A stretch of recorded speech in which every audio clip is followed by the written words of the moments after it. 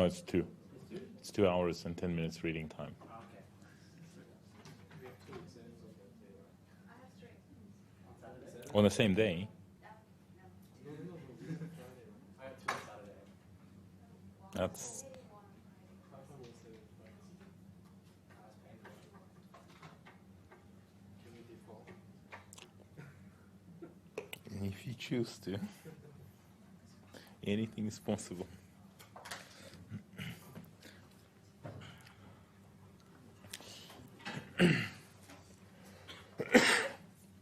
I have to say I'm glad I made it out because the flights, I made it out of Tokyo just before the typhoon. Yeah.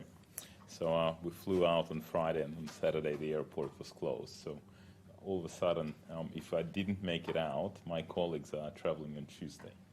So if I couldn't get out on Friday, then lectures this week would have been problematic as well. And I'm flying to Hong Kong on Sunday for a couple of days. So that will be interesting next week as well. All right, let's make a start. And once again, apologies. As I said, occasionally my my schedule gets interrupted by work trips, as happened this time, and we'll see how we go. So what I wanted to cover with you guys today is securitization. On one hand, securitization in Australia does not impact banks the same way it does in some of the other jurisdictions. So when we looked at credit risk, when we looked at the composition of capital for banks, we saw that credit risk is the biggest component, bless you, but credit risk in relation to securitization is not a huge exposure for banks. So they don't have too much credit risk through securitization. At the same time, securitization is a very important component of the funding that banks receive. And the fact that securitization is available is one of the key drivers of competition in the home loan market. It is actually the introduction of securitization in Australia that led to a very significant compression of the net interest margin for banks between what they charge on home loans and the Reserve Bank official cash rate. Up until that point, that spread was very wide, and essentially home loans were used to compensate for a lot of other services and costs that banks were providing to consumers. So, what are we looking at? As always, there's a lot of different sources. Control Alt Insert. I don't know what that. Yeah. The computer is playing up a little bit, as you can see. I'm facing a blank screen, so we'll try and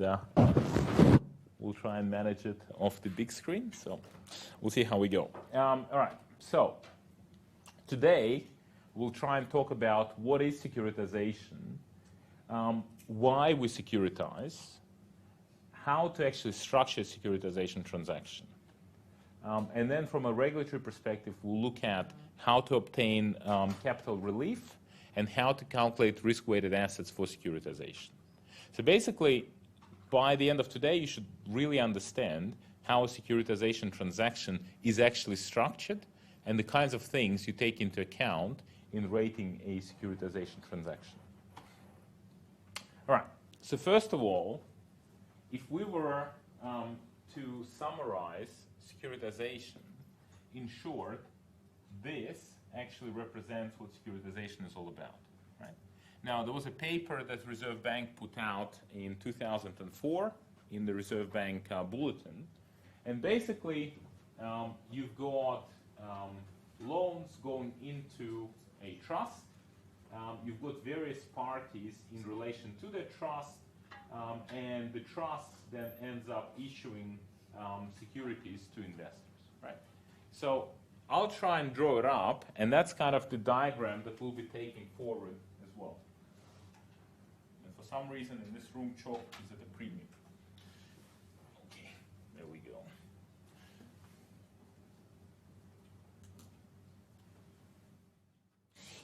So when we look at a securitization, right?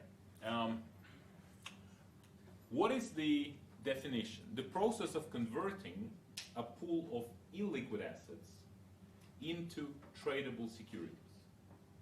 So if you think about it, if you, as an investor, what's important to you when you invest into any asset? So if you wanted to invest your money, what would be important? Liquidity. What do you mean by liquidity? You can convert it to cash. Okay, so for you, liquidity means you buy it and then you're able to sell it. Okay, agree. What else? High risk, low return. High return, low risk. Okay, you want to get adequate return for the risk. Agree. What else? You probably also want some level of stability, right, in terms of your returns, right? Not too much volatility. Now, if you think about it, what is the biggest asset in the Australian financial system? Real estate. Real estate. Now, can you invest into real estate? You can directly buy a house. You can buy a house. What's the issue? But it's not easy to sell. You can sell property with a discount. Okay, not easy to sell, and it requires a huge investment, right? So you can't invest into a little bit of a house. Right? You buy the entire house. And it's not a liquid investment. Okay? Then, if you buy a house and you say rent it out, there's also the potential for variability of return. If you have a good tenant, you get payments, right? Something happens, right? So, for example, you know, there's a rain and the roof gets damaged, right? All of a sudden, there's expenditure. The tenant has a big party, thrashes the house, big expenditure. Tenant moves out, you can't find a new tenant, okay, you lose income as well. So ultimately, it's a very much illiquid and volatile investment. So, again, if we think back to our market risk portfolio theory, what is the underpinning of the market risk portfolio theory? What's the point of market risk portfolio theory? What does it rely on? Aggregating of inefficient assets. And then through the process of what do we get the benefit? Why do we get the benefit? Diversification, right? So we want to get diversification. Okay. So in this case, let's start with a bank, right? So the bank issues a whole range of mortgages, right? So the bank has issued loans, right? A whole bunch of loans. So let's say they've done loans for 100 million. So right now, this 100 million, if you think about the bank's balance sheet, right? Assets, liabilities plus equity, at this point, the bank has 100 million of assets, of loans on its balance sheet, right? It lent money to you, now this home loan is an asset. As investors can't invest in this. From the bank's perspective, they have an illiquid asset on their books. So what's the next step? The next step is the bank sells these assets to an SPV. What's an SPV? Special purpose vehicle. What is a special purpose vehicle? That's the next obvious question. It's a bespoke asset class. Okay, that's just management speak. So what's an SPV?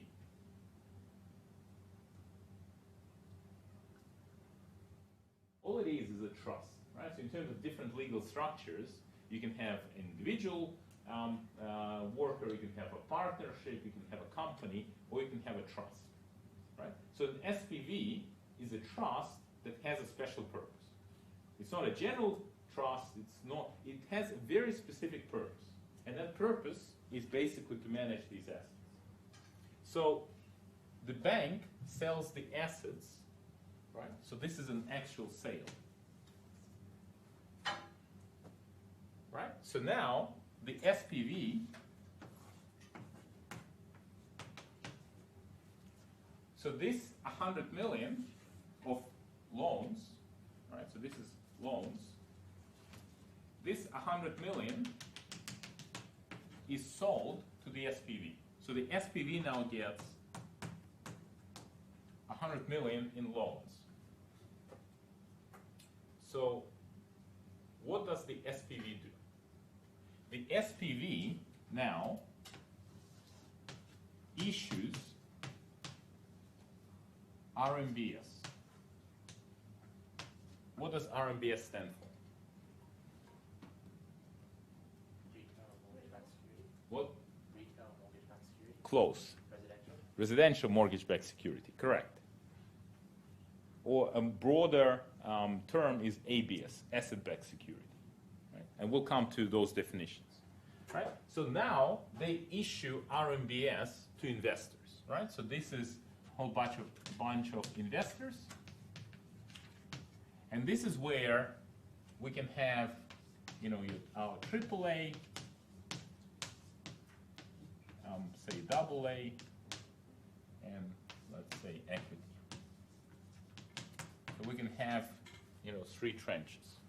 So for example, we'll have 95 million in AAA, we'll have 3 million in AA minus, and we'll have 2 million in equity. So now we've issued these securities. What does it mean for this balance sheet? So now we have 95 million in AAA bonds issued, 3 million in AA minus bonds issued, and 2 million in equity. When we issue these bonds to investors, what do investors do?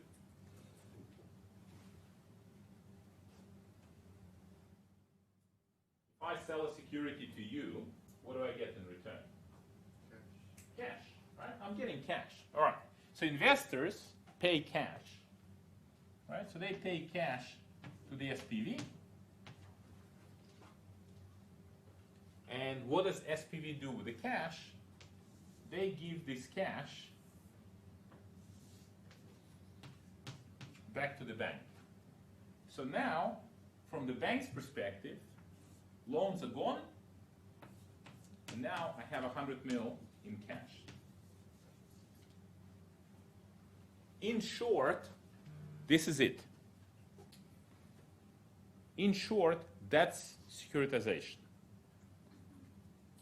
Now, if you think about it, the investors, they bought securities in what?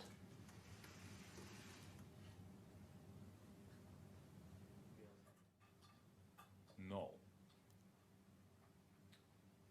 What entity did the investors buy securities in?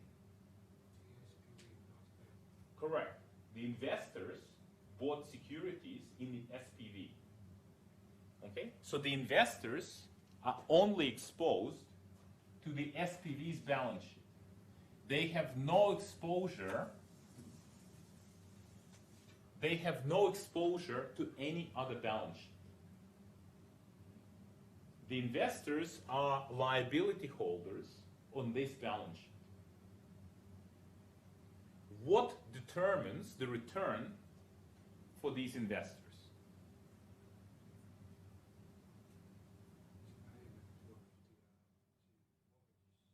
Correct. For these investors, their return is driven by how well these loans are going to perform. If the loans perform well, investors will get their returns. If the loans do not perform well, then they will suffer losses. Now, basically, what this is about is whether we achieve a true sale. Because if we achieve a true sale, then we break the link between the bank and the loans. The investors don't face the risk of the bank, they only face the risk of the loans. and the return to the investors will be based on the performance of the portfolio of the loans. And this is where, what determines the performance of the portfolio, the performance of the individual assets, and the level of diversification. Hence, the whole idea of securitization is to figure out what is the quality of the individual assets and to what extent is this a well-diversified portfolio. The less diversified portfolio, the riskier it is. The worse the quality of the loans, the riskier it is. So, just your own understanding, what do you think are some of the factors that will determine if the loans themselves are good quality loans or not? What are some of the things you can think of?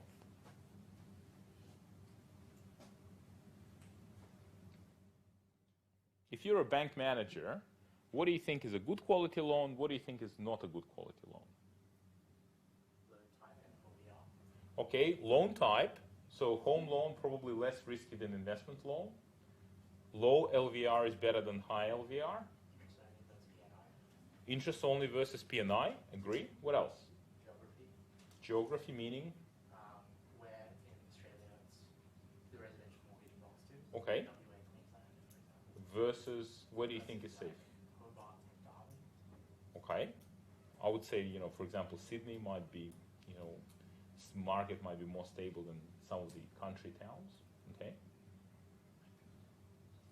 What about the Credit history of the credit history of the borrower? Have they defaulted in the past or not? Yep. Maybe employment status? Right? Okay. So now we've just identified some of the things to take into account about the individual loan. Right?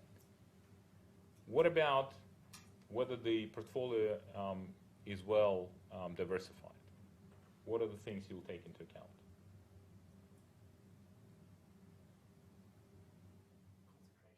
Yeah, concentration. So across different aspects. That's exactly it. So the job of a rating analyst and of people putting together securitization deals is to analyze exactly that. What's the quality of the individual asset? What are the levels of correlations? And then, based on those characteristics, you work out the level of risk. And based on the level of risk, the securitization structure creates different levels of protection. Ultimately, to make sure that you end up with a safe security issued to investors. And one of the more remarkable points around Australian securitization is that if you had invested into an investment grade tranche of securitization in Australia at any time, and you bought it and you held it to maturity, you would have received your money in full. You would have received all of your interest and all of your principal. So we have not had a loss to an investor who held on the investment to maturity. We've had losses to investors that during GFC sold the investments. They would have suffered capital losses. But apart from that, if you held on to your investment to maturity, you would not have suffered the loss. And we will talk about the features, the protective features that result in that. But basically, this is it, right? Now, if the bank has loans on its balance sheet, what risks is it exposed to? Primarily. Credit risk, right? You have a loan, you have a credit risk. And the other risk that we'll talk about in the next few weeks is liquidity risk. So, but if you have cash, do you have credit risk? What's the risk weight for cash? Zero, right? So through securitization, you are able to convert an actual loan exposure that carries credit risk into cash that carries zero credit risk. And you've converted long-term asset into a short-term liquid asset. Right? So there's a few things that you've been able to recognize. All right, so let's look at the Reserve Bank definition. So the technical definition is if it's a financing structure where the cash flow from the pool is used to make payments on obligations to at least two tranches or classes of creditors. All right, so payments from a pool, when homeowners make repayments on their mortgages, those payments are then used to make repayments on debt securities. So the coupon payments and the principal repayments come out from the repayments on the loans. Right? So the payments from a pool are used to make payments on obligations. You need to have at least two tranches, and those tranches have different levels of entitlement. In other words, here we've got tranche AAA being prioritized over tranche AA minus. So top tranche has a priority over next tranche. Right? The payment to investors depend upon the performance of the underlying exposures as opposed to being derived from an obligation of the entity originating the exposure. What does that mean? The repayments are driven by the performance of the loans, not by the performance of the originating bank. The bank can go bankrupt as long as those loans perform. Alternatively, the bank could be successful, but if the loans default, then investors will lose money. Okay? So your repayments are driven only by the repayments on the portfolio. And the non-senior securitization tranche can absorb losses without interrupting contractual payments to senior tranches. Right? So that means you can default on the bottom tranche or multiple tranches, and we'll see that right now get to about 5 or 6 tranches. Right? So the bottom tranche takes the first hit, followed by the next tranche, followed by the next tranche, whereas in a normal company, if there is a default on a debt obligation, the company is bankrupt. In a securitization, you can lose value for a bottom tranche, and the contractual repayments continue. So in terms of the size of the securitization market, so as I said, if you look at the home loan market, you can see the securitization started essentially in the mid-90s. And at the time was quite a small industry for the first few years. And then in the 2000s, it started to really take off. And again, you can see where the GFC hit, right? So you can see, we're issuing, bang, GFC hits. Issuance offshore disappears completely. And then from 2008, we're starting to get domestic issuance, and then some of the issuance in US dollars is starting to come back. But it's this period of growth in the securitization market in the 90s that led to a significant competition in the home loan markets. All right, when we talk about the definitions, and I found this one paper, which is actually available, I think I've provided a link, and it's quite old by now, but it's actually one of those seminal reviews of securitization. So I've borrowed quite a few materials. So it's the Munkel 2006 paper. Right? So if you're actually interested in securitization, you can download it and read it in more detail. And when we talk about securitization, broadly speaking, everything is called asset-backed securities. Why? Because in a securitization, we're issuing securities that are backed by assets. And theoretically speaking, any portfolio of assets that generate a regular payment can be securitized. credit card payments, student loans, project payments, rental payments, anything you can think of, right? People are trying to securitize their future bonus expectations. Any regular payment can be securitized.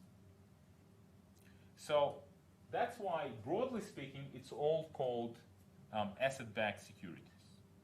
But then we talk about mortgage-backed securities, being residential mortgage-backed securities, commercial mortgage-backed securities. We can then talk about asset-backed securities in a more narrow sense. So, for example, if you securitize personal loans or credit cards or car loans, then often they are referred to as ABS. And then collateralized debt obligations. Collateralized debt obligations is where the pool of assets could be bonds or commercial loans. So if you think about it, this whole idea of securitization is you create diversification through a pool of securities or pool of assets, and on the back of it you end up with AAA securities that are protected, right? So if you securitize bonds, you get CBOs. If you securitize business loans, you get CLOs. Loans to multinationals, so large loans, you get CDOs. And then this is where you get a little bit cute. And this is where all the engineering in the US resulted in losses during GFC. Through securitization, we said we have now issued mortgage-backed securities, AAA rated, AA minus rated, for example. Imagine we can now take all of these AA minus RMBS, create a portfolio of them, and then securitize them again to get AAA. Right? That would be CDO of RMBS. Or if we take CBO, so if we take a portfolio of bonds, securitize them, then take the bottom tranches, put them into a portfolio, securitize them again. That would be CBO squared. Then you can take the bottom tranches again and put them into a portfolio, securitize them again. That would be cubed. I believe in the US, they had done one transaction or maybe a couple of transactions where it was to the power of 4. Whereas in Australia, we haven't done any of it. In Australia, something like 97, 98% of all securitization is RMBS. So in US, that was the whole Wall Street, generating all of these weird structures and just continuing to securitize and securitize and securitize. And we'll see what the issues with that were. Whereas in Australia, you securitize home loans once, everyone is happy, everyone buys the bonds, holds them to maturity, no losses, good performance, everyone is happy.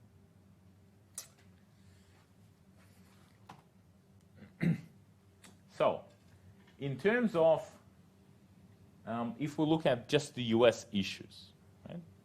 So in US, imagine that these loans, the home loans that you're starting off with, imagine that they're not prime loans, but they're subprime loans, right? So loans to people that have defaults in their history or where you haven't verified the income, high LVR loans. So you're starting with subprime loans to begin with. Now, generally speaking, if your starting point is you're starting with not very good assets, it's very hard to end up with something very, very good, right? But here we're starting with subprime loans, and we securitize them. And this is a typical US structure, 81% in AAA, double A, single A, then triple B, and then double B. So then, the next step is you take the top 3 tranches from different transactions, put them together, and you securitize them again. And you end up with senior AAA, junior AAA, etc. So you can see that you went from 81% AAA to now having 93% AAA, right? So you now have more AAA. But then what happens? You then have MEZ ABS CDO. MEZ meaning mezzanine, right? Mezzanine is that floor between the ground floor and the first floor, right? That's the mezzanine floor. So, you know, sometimes you walk into an old building and there's a main floor, a ground floor, and then there's a little stair that leads to the mezzanine floor. So the mezzanine is this layer between the bottom layer and the investment grade layers. So we take the triple B tranche. So imagine you take triple B tranche from the subprime securitization and you take them across different transactions. So let's say across 30 different transactions. Put them into a portfolio and then you securitize. And then you end up again with AAA, 62%, AAA, junior AAA is 14%, etc. And then you take the middle tranches, you securitize them again, and you end up with a CDO of CDO. This is what's been happening in the US. So when people talk about losses, right? When people talk about losses, it's these types of securities that have been encountering losses during GFC. Because the bottom line is we're starting with bad mortgages. We then are looking at bottom tranches that are the first to take a loss. But if on one transaction the bottom tranche is losing money, why do you think that would be the case? Why would the bottom tranche be losing money? The first absorb the loss. But why? What's the driving force? Why are we experiencing losses? Default by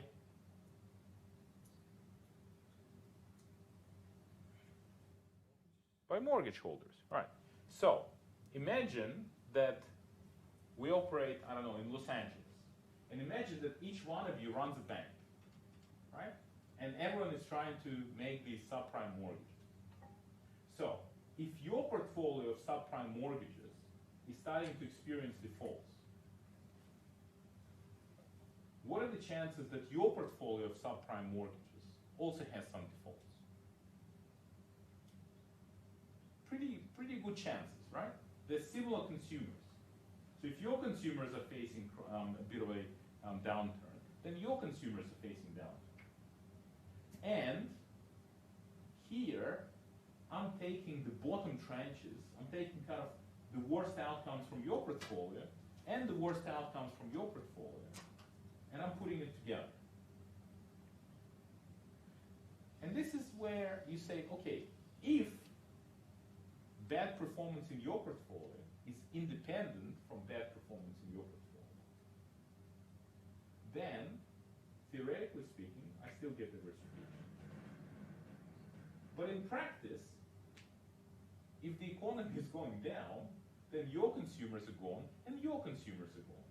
So therefore, I'm getting a very high correlation. And if I'm getting a very high correlation, then these tranches are being wiped out. So if the correlation is wrong, right, from the beginning we said two things will drive the outcome. Number one, the quality of the asset. Number two, the level of diversification. So here, the assumptions around diversification don't work, and the quality of the asset, we then find that no one is actually checking the lending standards. And the lending standards are non-existent. So banks and subprime lenders are lending money like there is no tomorrow with no checking. Out of interest, how long do you think it would take a bank to assess whether to lend money to someone? Maybe during GFC or something. Well, normally, how long do you think it should take a bank to assess a home loan? 1 month, okay? Again, do I get any? 30 seconds the most. Oh, come on. Minute and a half. So realistically speaking, how long should it take to assess a home loan?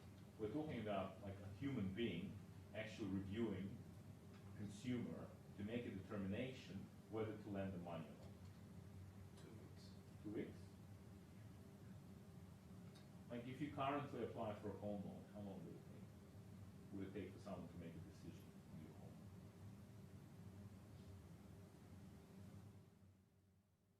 Probably 72 hours. Okay, 72 hours. All right, getting there, right? All right. So during GFC, you know, the subprime lenders, they were operating like a factory, and you know, so you come into the bank, you know, the person wants to, you know, for you to borrow, so the sales guy gets paid depending on how many loans, how many customers they can put through, right? So it's a salesperson, right? The banker, yeah, let's do the paperwork. Then the paperwork goes to the back office, and the underwriter has to make a decision whether to lend or not. Right? That's the credit person. So often you hear if you make a loan here in Australia, the lender will say, yeah, all right, we'll put the submission in, and I'll wait to hear from my credit guy. Right? So the credit guy is the decision maker. During GFC, these key subprime lenders, the credit guys had key performance indicators. The key performance indicator was 30 minutes. They had to make a decision on a loan within 30 minutes. And by the way, they had a quota of how many decisions they had to make in a day. And if you don't make your quota, you have to stay back until you make a quota. And because if you don't make your quota, you don't get a bonus.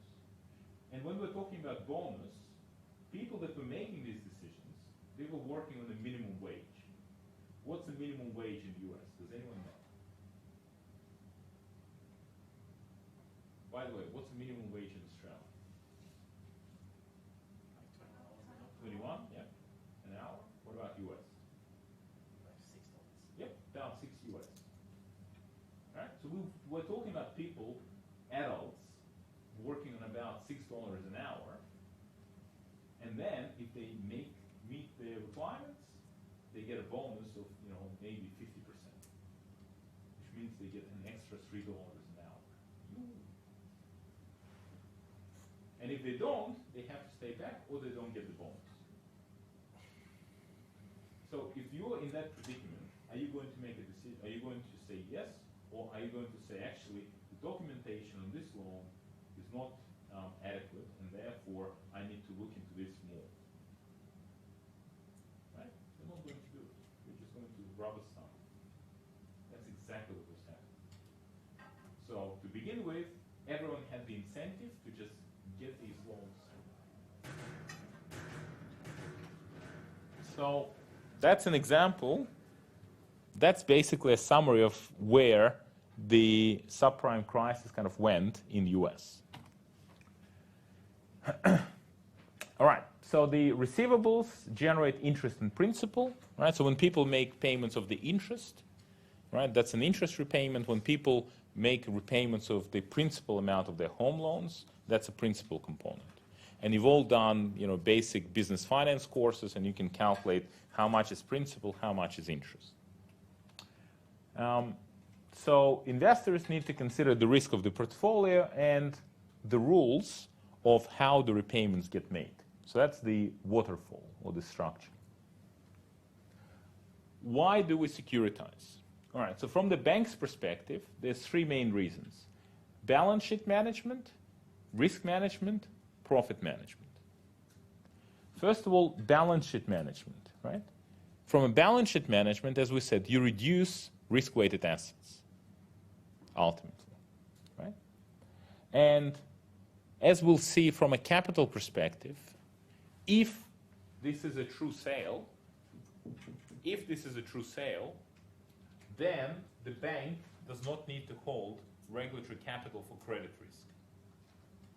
If EPRA determines that this is not a true sale, in other words, it's a sale, but the bank retains some responsibility for the performance of the loans, then the bank still has to hold regulatory capital.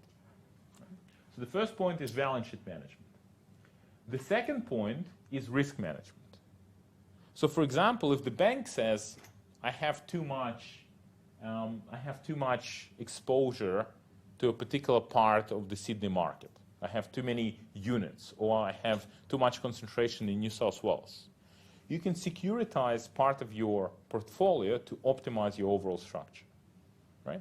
Remember, we talked about the first decision in lending is to determine whether you want to lend or not, origination, and then we talked about optimization, right? So here you can optimize. And you can also use it for funding or profitability management. From a funding perspective, if you securitize, then you get cash back. And once you have cash, what can you do? You can reinvest or re-lend it, right? So for banks, they don't particularly need the cash, but for mortgage originators that don't have deposits, they do. They absolutely need to securitize because otherwise they have no funds. So you can use it for funding management or you can use it for profitability management. In terms of profitability, the idea being that, you know, if you get really cheap deals, right? If you get really, really cheap deals, then it's essentially getting funding for free, and then you can reissue it and make some money on that. Now, I've put a couple of charts from the Reserve Bank. So firstly, looking at the right-hand side, again, unfortunately, I haven't been able to find the more updated one. So here, on the right-hand side, you can see, as I said, securitization really started in the mid-90s. And from 98 to the GFC, securitization was funding about 25, 23% of all housing. Right? So it started from nothing to 25%, 23% of all housing was funded by securitization. And post-GFC, it fell to below 10%. So there's still about 10% right now being funded by securitization. And then on the left-hand side, this is the one that shows just how interesting the markets were before GFC. Right?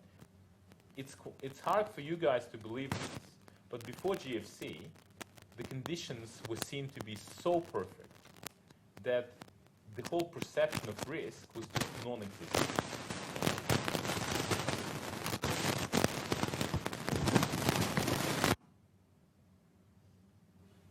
Okay, so if you look at it, this is the cost of issuing RMBS, and this is the spread of RMBS to bank bill rate. So bank bill rate is really like, you know, it's issues by banks, very short term, so it's very close to the cash rate. So it's cash rate plus a bit of a bank risk premium.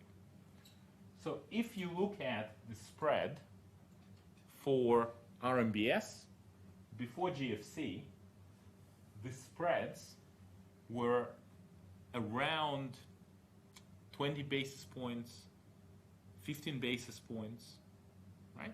So pricing of risk was almost non-existent. And you can see that non-bank and non-conforming and bank, all of those spreads were about the same. So there was no differentiation between conforming transactions, so conforming loans and non-conforming loans. the spreads were just low. Post GFC, so we went from, say, 15 basis points, we've gone to 100 basis points. The actual level of credit risk fundamentally has not changed. The default rates, the quality of the asset has not changed. If we look at, say, 2004, and we look at, say, 2018, the metrics on loans and the metrics on portfolios are actually quite similar. What has changed is the value that investors put on credit risk. And before GFC, the perception of the value of risk completely disappeared. So that's what we're talking about when we say that the risks were underpriced. They truly were underpriced. Now, a few more points. So, as I said, the introduction of securitization in Australia impacted consumer outcomes in a very positive way. So, as securitization came in, the spread, right? The spread for banks, the net interest margin, was 3.5%. Right, later on, that spread has now fallen to about 2.3. Right? So that's quite a significant saving. So imagine if the home loans right now were 1 full percentage point higher than they were. And in terms of funding, you can see that securitization for Australian banks, in terms of funding, it actually wasn't a big deal. And it still isn't a big deal. Securitization is more of a issue, is more of a funding source for smaller institutions. But for major banks, they don't really need securitization, and it's a small component. All right, so we talked about why banks do securitization. The next point is, why do investors invest in securitization? So, as you correctly said, one of the points is you actually want to invest in a liquid asset. Investing into a home, it's not liquid. Investing into a home loan is not liquid. But investing into RMBS is liquid because you can sell it. The other point is the correlation of RMBS with other asset classes is generally low. Because if you buy an RMBS security, the return is driven by a portfolio of home loans. So the correlation of RMBS with other bonds is relatively low. The correlation of RMBS with other shares is relatively low. So it's a low correlation asset. And through securitization, you can create different exposures. You can create longer-term exposures, shorter-term exposures, so different liquidity profiles as well. The other point is, sorry guys, something here is making weird noises. The other point is that you end up, ultimately, the vast majority of RMBS is AAA rated. Why is that important? Because for a lot of investors, their mandate is limited to AAA. So a lot of the universities, councils, hospitals, not-for-profit organizations, they could only invest in AAA securities. And a lot of superannuation funds and insurance companies, they also needed to invest in high-quality fixed income securities. And RMBS offered that. All right, so this chart is from the Munkel paper.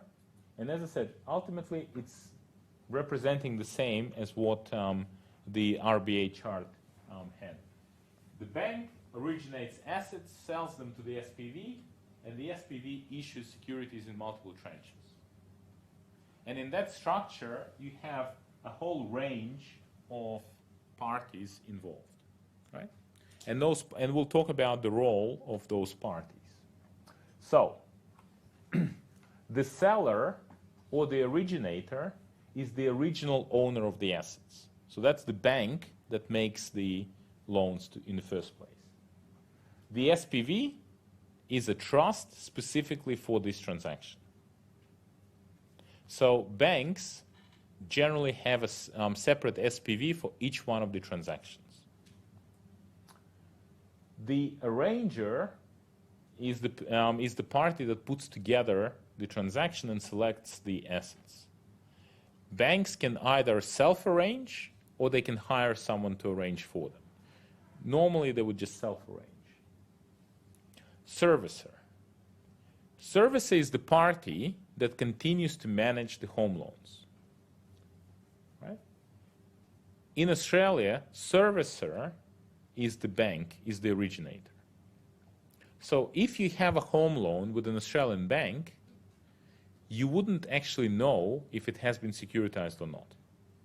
Because as far as you're concerned, you just continue to make payments to your bank. And all of your interactions are with your bank. The only determination on whether your loan has been securitized or not is that within the bank, in the bank system, it might have a flag to say that your loan belongs to this particular SPV. But the bank continues to manage your loan. And then we've got provider of external credit enhancement and liquidity, guarantees, liquidity facilities. So one issue is, let's say all of us are home, we all have home loans. When do you think we'll be making repayments on our home loans? Is there some sort of a pattern? Okay. Either that, or usually it's depending on when it is that you've actually took out the loan. So, you might be paying monthly, you might be paying fortnightly, depending on when you took out the loan. Which means that if all of us had home loans and we were making repayments, there'll be payments almost every day. But when you issue RMBS, you need to make coupon payments. So coupon payments happen on a particular point in time. Right? So for example, if you have quarterly payments, so in a year, you need to make 4 payments, right? So that means, right, we have to make 4 equal payments in a year, all the while we receive some payments each day. So why do we need a liquidity provider? A liquidity provider will provide a short-term loan in order to say, all right, I'll make that payment of the coupon and I'll collect these small repayments. Right? So that's a liquidity provider. Rating agencies, they look at the structure and they say, okay, for this structure, we will give AAA rating for this much, right? Or, for this transaction to receive AAA status and for the more senior tranche, this is how much support is required. Trustee is usually the entity that will act as a trustee for this SPV. The trustee has legal obligations to act only in the interests of beneficiaries. So trustee by law, under the trust law, has to preference the interests of beneficiaries over their own interest and over any other interest. So in this case, who are the beneficiaries? In this trust, who are the beneficiaries of the trust?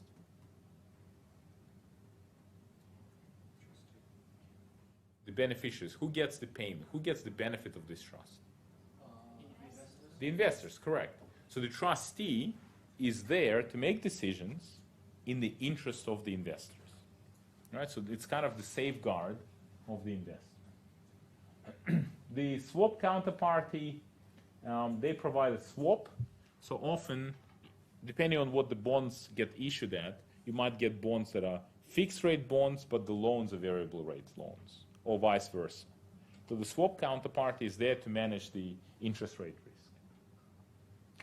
And the asset manager, sometimes you have a static pool. So in other words, you transfer, say, 100 mortgages, and that's the pool.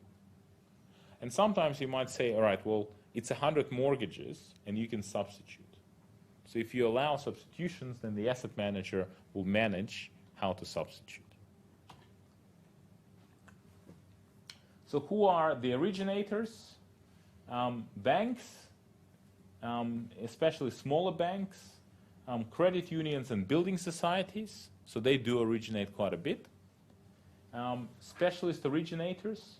So these are people like Resimac, Ames, Liberty, and First Mac. They are not banks. Because they're not banks, what does it mean? They're not banks, they're not ADIs, so they can't do what? Correct. They can't take deposits. So they actually need funding. Right? So they securitize. They usually have a loan from a bank, quite often from Macquarie Bank, and then they just continue to securitize the loans that they get. Property companies can issue CMBS, commercial mortgage-backed securities. Corporates can securitize trade receivables. We've had a couple of car securitizations. So Avis, they securitized a car receivables, right? So rental payments. And we also had Latitude, so that was the credit cards issued by GE Money, the old GE Money. They had a couple of securitization transactions on the credit cards. In terms of investments, banks can invest into RMBS, but more importantly, superannuation companies, insurance companies, councils, charities, and we also had structured investment vehicles. So we had this idea of structured investment vehicles investing into RMBS and then issuing short-term paper. But that kind of got blown up during GFC. All right, so that's an overview. Now let's get into the specifics of assessing securitizations. So when we look at the performance, of these RMBS, right? When we look at what will drive the performance, part of the performance are general factors, general economic factors. The state of the economy. Economy is going up, people don't default as much, right? Prices are going up, so even if they do default, you can sell the house and you can cover your loan. State of the housing market. Housing market going up, great. Housing market going down, not so great. Inflation. High inflation bad, low inflation good. Unemployment. More unemployment, people are losing jobs, they can't make repayments. And wages. If wages are growing, then that makes it easier for people to make repayments. All other factors being the same. And then we can start getting into the specific factors. So those general factors, that's just your general state of the economy. And then let's actually start looking into specific loans. So first one is around weighted average levels. So, and this is from Munkel. And Munkel, instead of LVR, they use the LTV, loan to value ratio, same thing. So weighted average levels of LVR, seasoning, loan size. Does anyone know what seasoning means?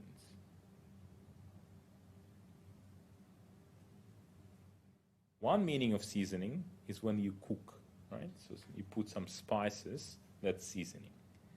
Here we talk about different seasoning, but the concept is actually not that dissimilar. Seasoning means how long the loan has been on the books of the bank. So whether it's a fresh loan or whether it's an established loan. When do you think most of the defaults happen? Within the first 3 years, and in particular the first year. Correct. Because that's where people get a new loan, and all of a sudden they're like, oops, actually making these repayments is actually hard. Whereas if the person has made the repayments for a couple of years, chances are they already figured out how to make those repayments and how to find the money for the repayments. So seasoning matters. LVR, high loan-to-value ratio, low loan-to-value ratio. Why does it matter?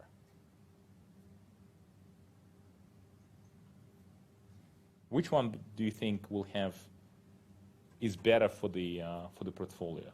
Low LVR or high LVR? Low. Why?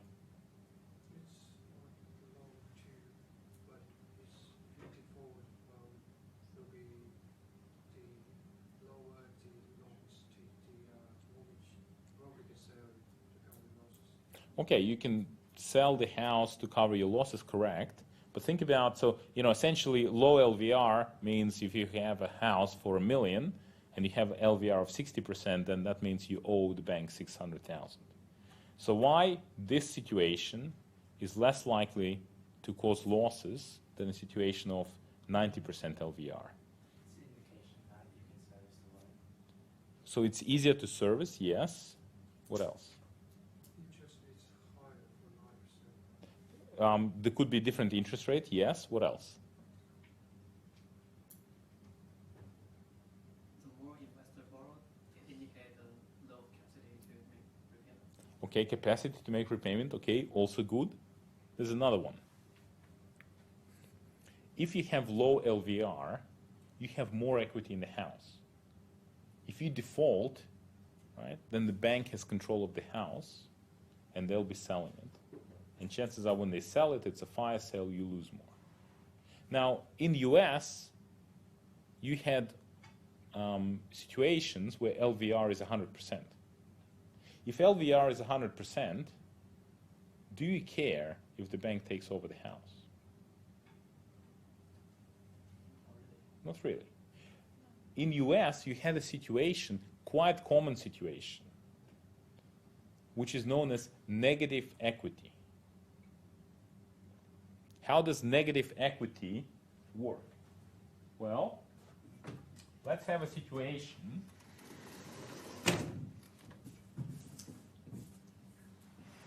let's say we start with a house that's actually worth 500,000. Okay? So the house in US worth 500,000. But you want to refinance it to get a big loan to, buy something else. So you go to the bank and you talk to the guy at the bank, and the guy at the bank gets paid depending on how big the loan is. So he goes to say, hey, I know it's, forget what it's worth. I know somebody who can do a valuation, and we can revalue this house. We can revalue this house at 600,000. Okay? So now, same house, but it's now theoretically worth 600,000 as far as the bank is concerned. You then go and you say, all right, now I want to borrow, and in US, you could borrow 100%. In some cases, you could even borrow 110%. But let's say you borrow 100%, right? So you borrow 600,000 against this house. One of the types of loans you could get in the US is where if you could choose your repayments, so flexible repayments. Now, if it's a flexible repayment, you can all do the calculations of minimum amount of repayment required. If you pay less than the amount of repayments required, then what do you think happens to the loan? So if you have to pay, say, 30,000 a year, and you only pay 20,000 a year, what happens to the extra 10,000 a year? Not just compounds, what happens? It gets capitalized into the size of the loan.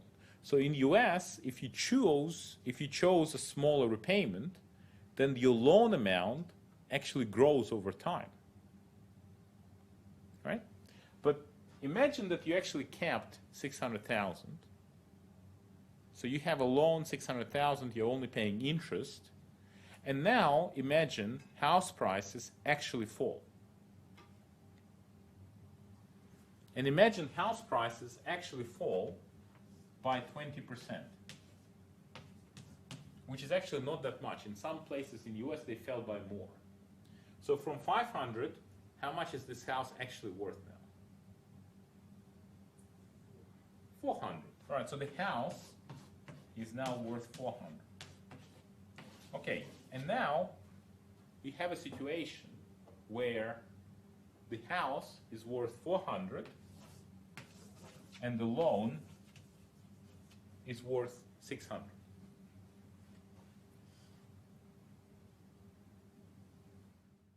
Now, in US, the regulation is not uniform and it varies state by state. What happens in Australia if you don't make repayments on a home loan?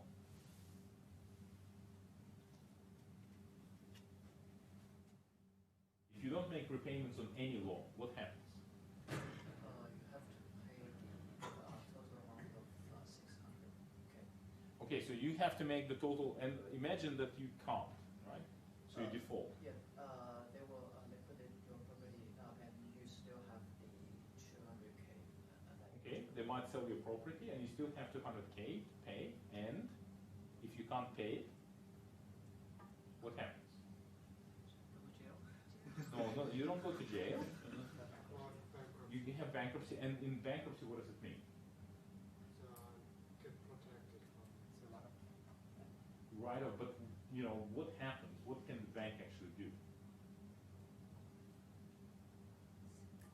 Bankruptcy is not just saying, "Hey, by the way, don't have money to pay," right? They make your consumptions.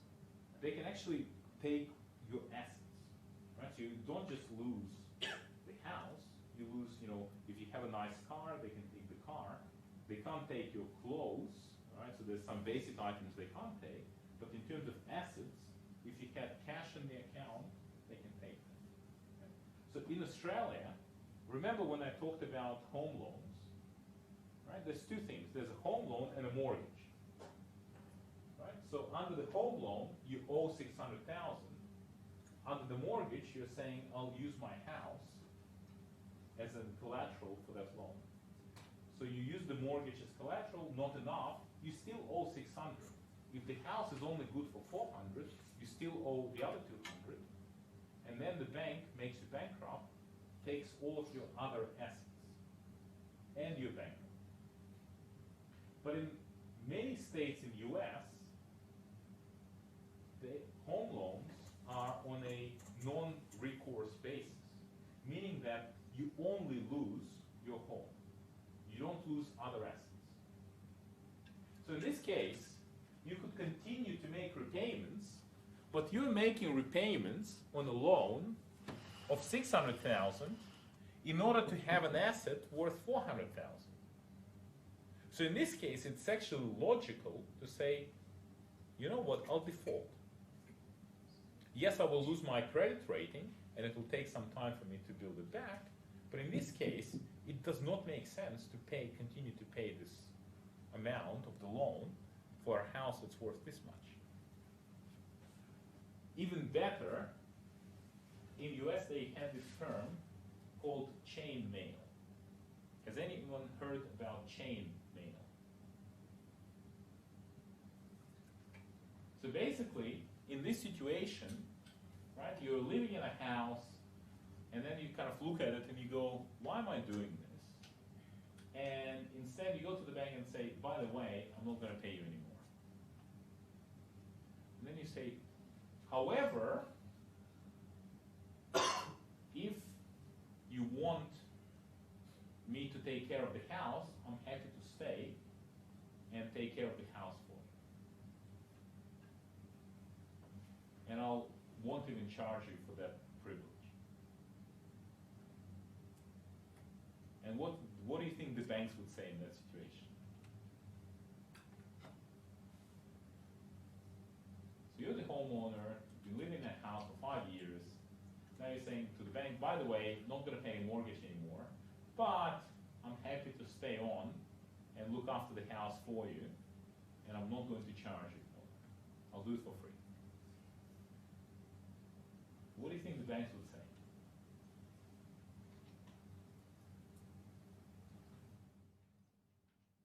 This is GFC we're talking about. What do you think the bank wants to do with the house? Actually, banks are going to sell, but at the GFC, it's very hard to sell. Okay, so banks are trying to sell, but you're absolutely right. All banks are trying to sell houses, and nobody's buying. Everyone is selling, no one is buying.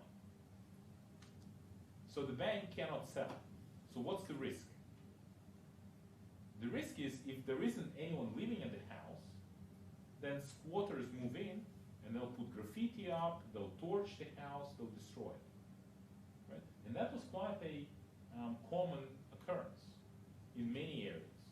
Houses that are foreclosed, and they have a sign foreclosed by the bank, people just go, smash the door, have a party inside, smash the place because it's not theirs. And if that happens, the value really drops. So for banks, coming to an arrangement with the person actually makes sense.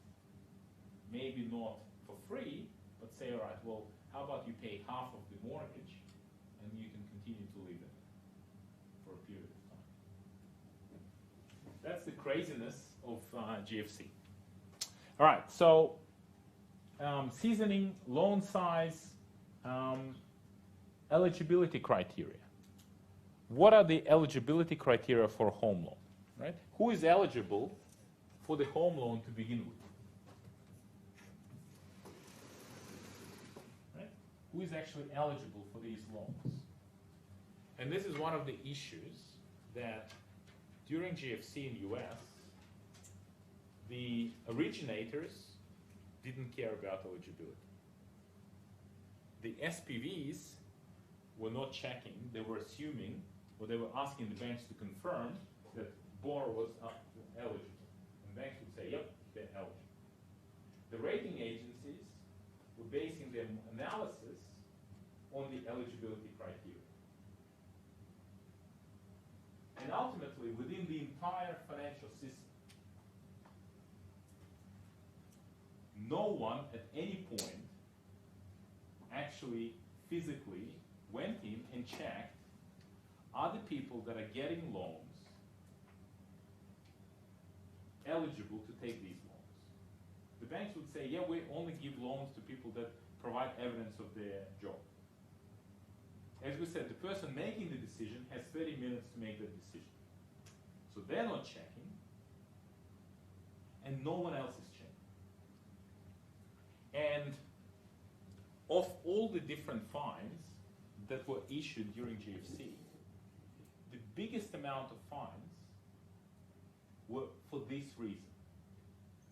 Because in the US, a lot of these mortgages, as part of the securitization, they would say, okay, this is a eligible mortgage, and they would go to a government agency, Freddie Mac or Fannie Mae or Ginnie Mae for student loans, and they would say, here is a portfolio of eligible mortgages, can you give us your stamp of approval?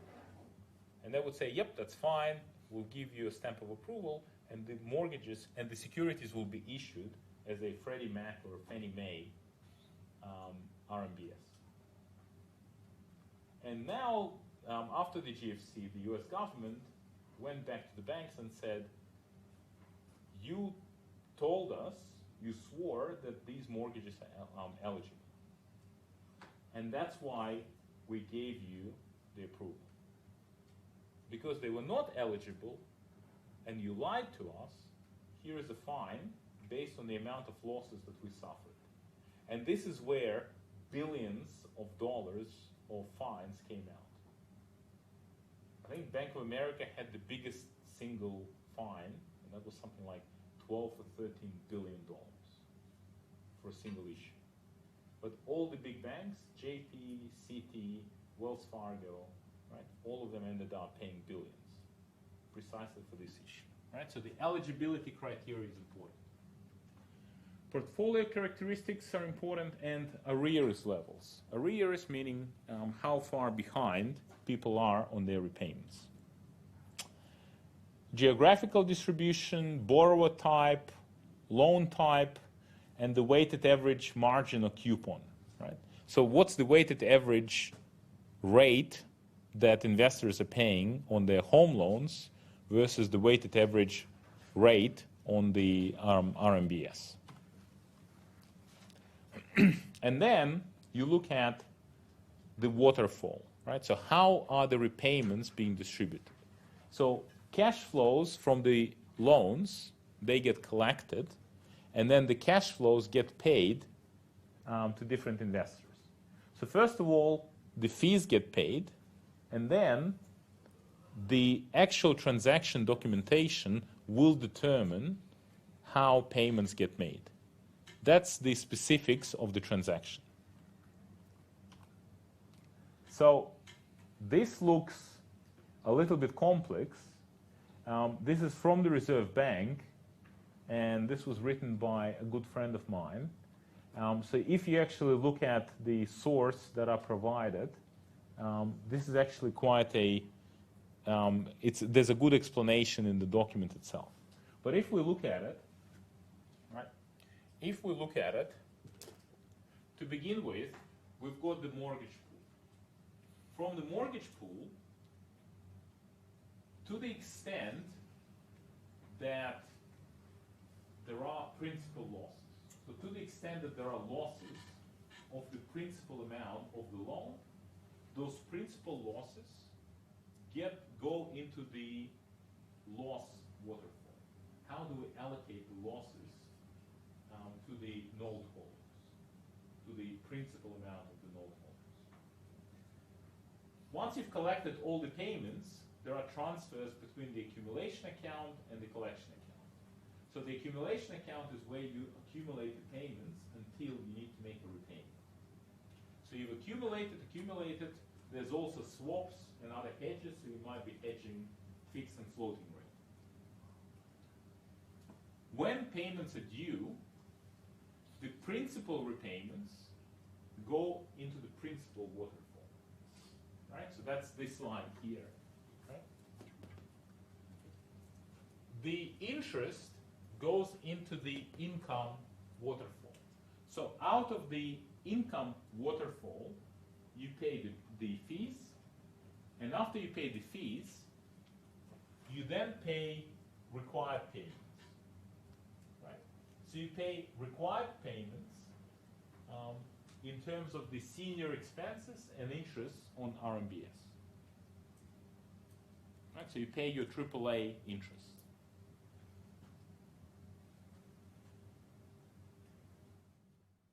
Whatever is, you also may pay some income as principal as well. So if income is above the required level, the excess goes back into the principal waterfall. And the excess income is used to pay junior expenses and interest on unrated notes. So if you have more notes in this structure, you can make repayments of interest there as well. And to the extent that you've generated additional repayments, then you kind of make up from those additional repayments, you make up the losses on the principal. What does it mean fundamentally? Well, imagine that you're generating $5 in income, and you should have paid $100 in principal, but instead the actual repayment has been 99, and you also have a $1 loss. So if you have a $1 loss, that $1 loss will go into the charge-off waterfall and would normally hit the bottom tranche to say, hey, guys, by the way, you lost $1. But on the income, if you only needed to pay $3.50 and you paid $5, you make a repayment of $3.50, you now have $1.50 extra. To the extent that you have $1.50 extra, $1 will go to cover the loss, and the additional $0.50 will go back into the principal waterfall and will be used to repay principal even faster. And that's one of the protections that's in existence.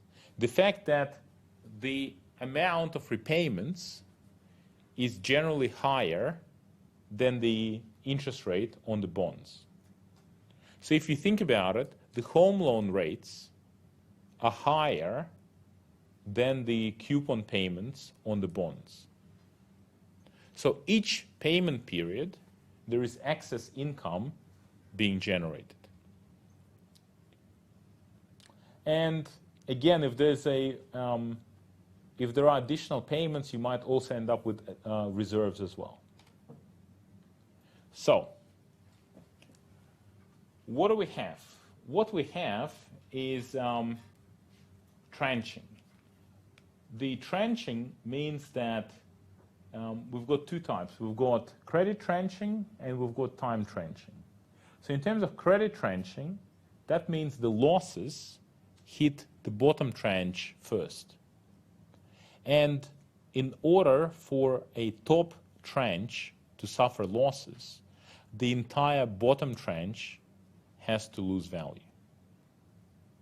So if you've invested into AAA securities, you will only suffer losses after the AA has been completely wiped out due to losses. The time tranching, right, just depends on the payments and the how quickly people prepay their loans. So generally speaking, when you take a home loan, what's the maturity of a home loan? 30 years. Standard maturity is 30 years. Here's the question. How long do you think a home loan stays on bank's balance sheet on average? 10 years? 20 years? 5? 10? 7? Right? Right? Right? How long does the home loan stays on the bank's balance sheet?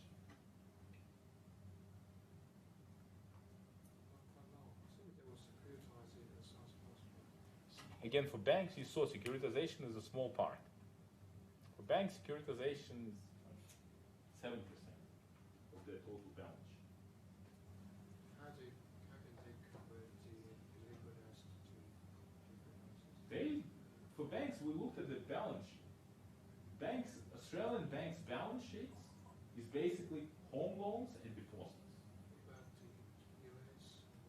US different. They do securitize a lot more. Right?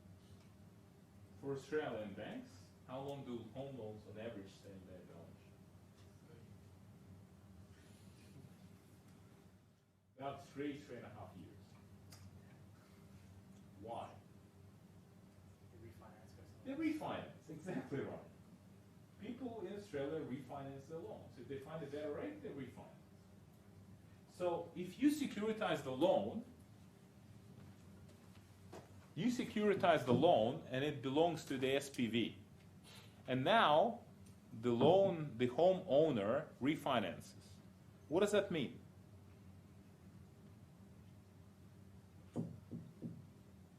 That means it's a repayment. It's a repayment of both interest and principal. And if you pay interest and principal, that means that these bonds get repaid very quickly. And this is another key difference between the US RMBS structures and the Australian RMBS structures. In US, generally speaking, if you are an investor in RMBS, what you are actually buying is a percentage of the total cash flows. So for example, if you buy 1% of RMBS, that means you're entitled to 1% of total repayments. So some months the repayments are huge because people are refinancing, and after a lot of people refinanced, your repayments might be tiny. So your actual repayments are like that. But in Australia, we don't have that structure. In Australia, you get paid the coupon and the principal. It's a fairly straightforward bond.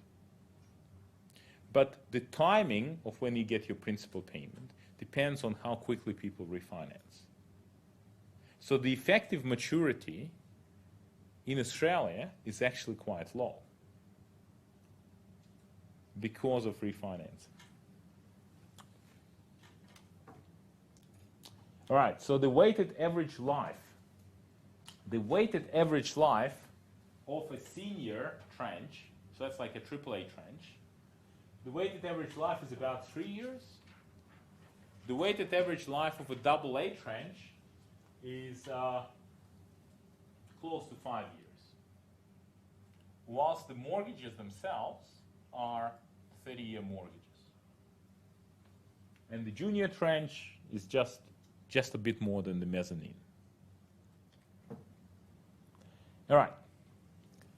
How do we get credit enhancement? So what protections are in place to help to achieve the required ratings? Part of it is subordination.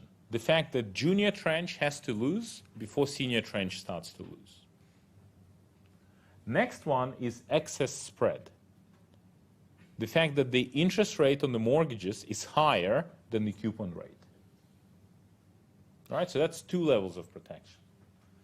Third level, a cash or reserve fund. So sometimes the bank will ask someone else to provide another loan to the SPV for a fee, but that's another reserve that the SPV can take money from if they don't have enough. The next level is over-collateralization.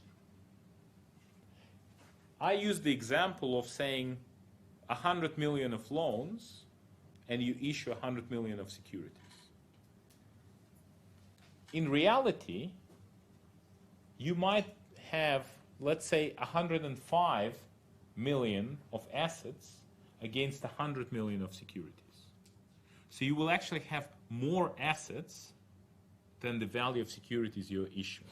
And the remaining amount will be due to equity. Right? That's the over-collateralization. And these are the reasons why in Australia we haven't had failure to investors. Now, if you look at the amount of protection, the amount of enhancements, again, pre-GFC, major banks were only giving about 1.5% of credit enhancement. Post-GFC, they're giving 8% credit enhancement. As I said, level of risk hasn't changed. The perception of risk changed dramatically. So excess income, right? We talked about when you have this excess income. So the excess income can be used to cover the losses on any of any principal.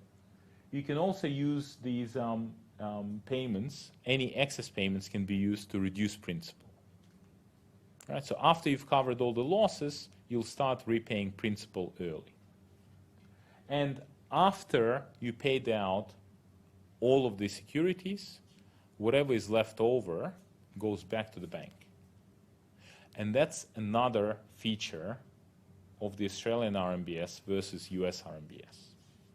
In US RMBS, the bank sold the mortgages and the investors own a percentage of the income from those mortgages.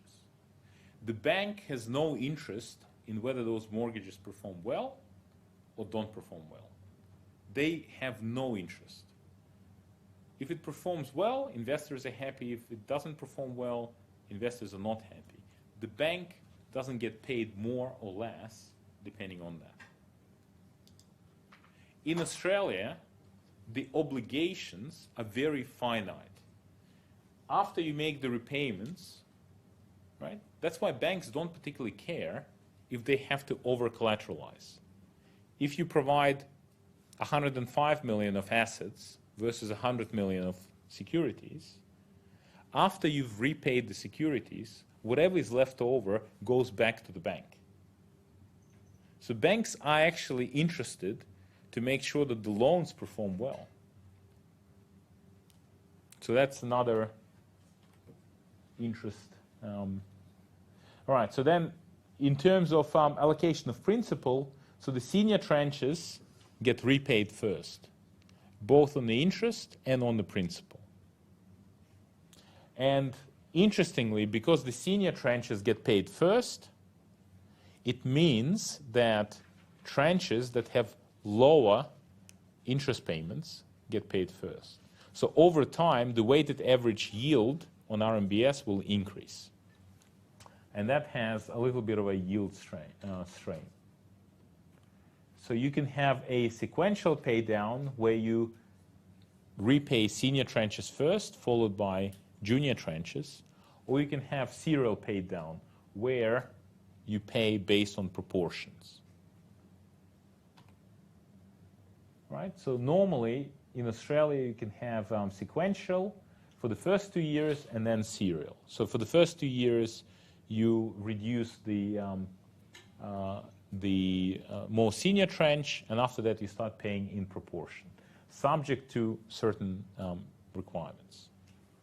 And finally, you can have a cleanup call. So usually the terms of a securitization transaction say that if the amount outstanding is less than 10%, the bank can just repay the outstanding balances and finish up with the SPV, just so that the banks don't have to worry about small transactions outstanding because the admin costs might be too much.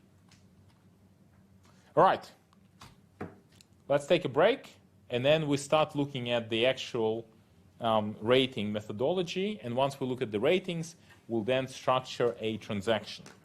Right? So 10-minute break, Q2 come back, and we'll continue.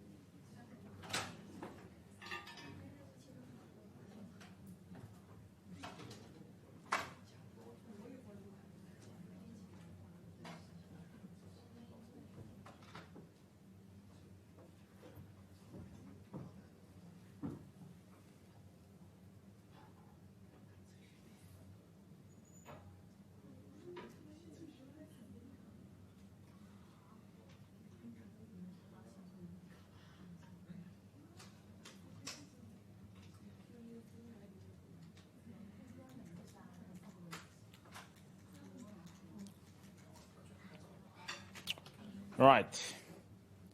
Let's get back into it, and as we do, I just wanted to mention something that has just come out from ASIC, right? And this is kind of to go back to week one. I kept talking about the different pillars, and we talked about disclosure as a pillar. And as I said, I had my doubts as to what extent disclosure is actually useful. Okay, it's interesting. Our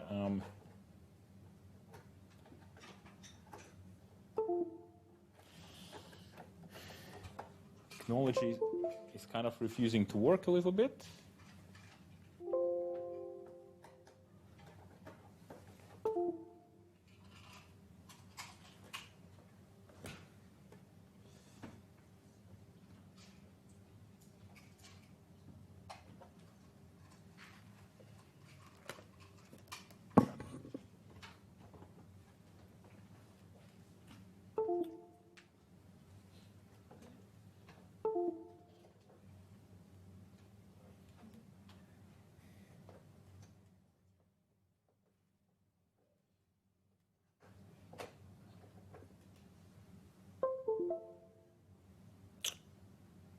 Okay.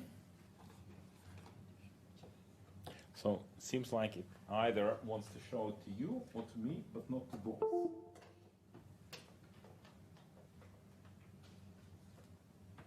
Okay, let's go with the option where it's showing it to you, but not to me. So what I wanted to show you is that ASIC has just published a report together with the Dutch AFM. And in this report, they analyzed whether disclosure actually works. And the conclusion they reached is that it does not. Right? So they're fundamentally saying that you cannot rely on disclosure, right? So they're saying that it's not the silver bullet. Disclosure has backfired, and it in unexpected and harmful ways. The reliance on disclosure proved as enabler of poor conduct and poor consumer outcomes. So once again, the focus is on the outcomes and whether disclosure works to protect consumers from outcomes. And I love this phrase because, again, this kind of comes to exactly this. This talks exactly about what we mentioned in week 1, right? Right now, the whole idea of disclosure is that if I disclose information to you and you choose to invest, then that's your choice. If I told you about the risks and you chose to invest, then that's your choice, therefore you've accepted the risk. And ASIC is saying that you need to rebalance the onus from you back to the firm. And that means firms need to understand, measure, and deliver on consumer outcomes. So that's a point around outcomes that we talked about. Right now, we're not regulating for outcomes. We're regulating for process. We're regulating for disclosure.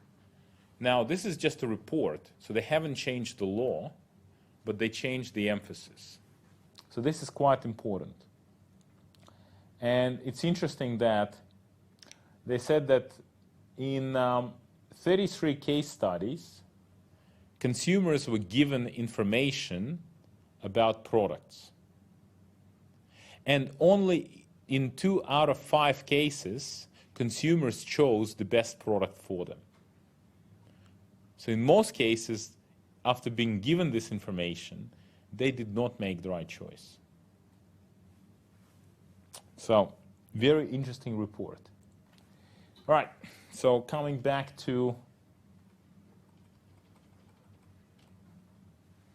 the rating methodology. So we'll look at S&P and we'll look at Moody's methodology.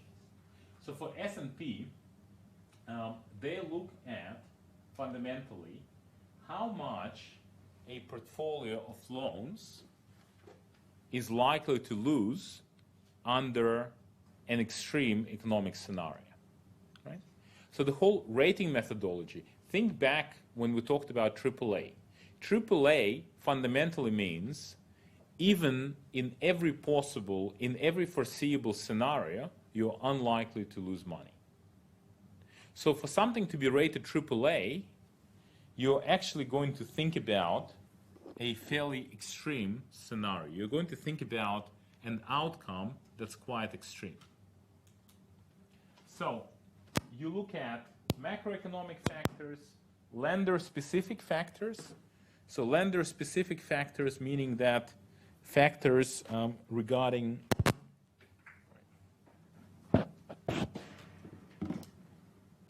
the particular bank that originated the loans.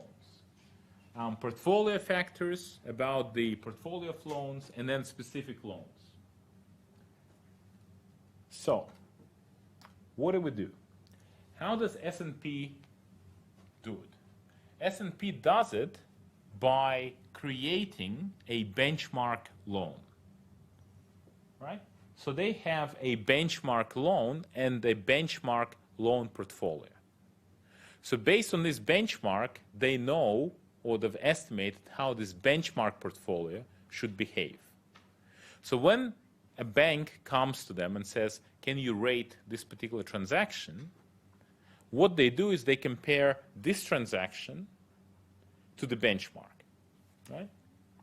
So for example, for the benchmark pool, they assume the borrower is the pay-as-you-go, right? So that means you're employed by a company and you have clear credit history, so no defaults. It's an 80% loan-to-value ratio, standard variable rate, so it's not a discounted rate, it's not a fixed rate, it's a standard variable rate. fully amortizing, so it's principal and interest. Income and all the other factors are fully verified, and it's a residential property with full valuation obtained.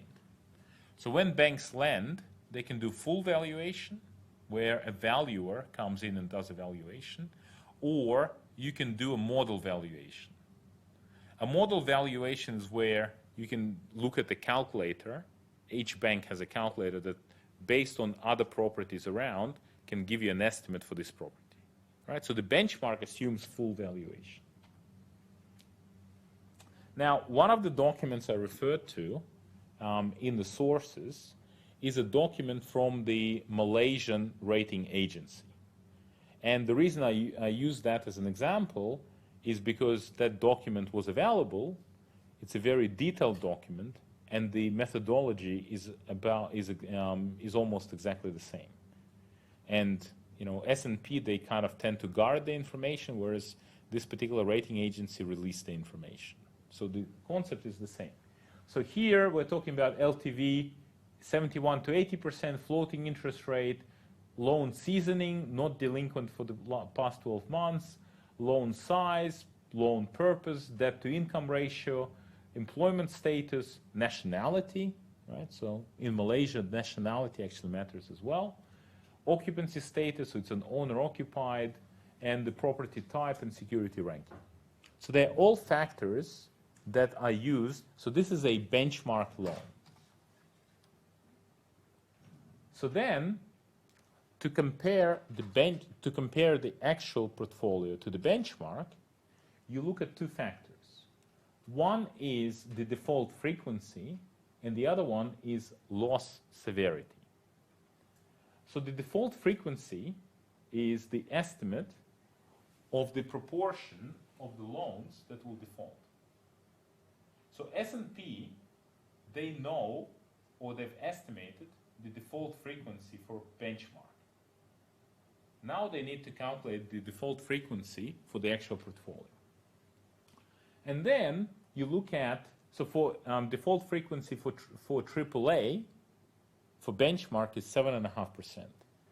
So they assume, in a stress scenario, 7.5% of the loans will default. Loss severity is an assumption about how much you're going to lose if there is a default. Right? So if there is a default, how much value are you going to lose?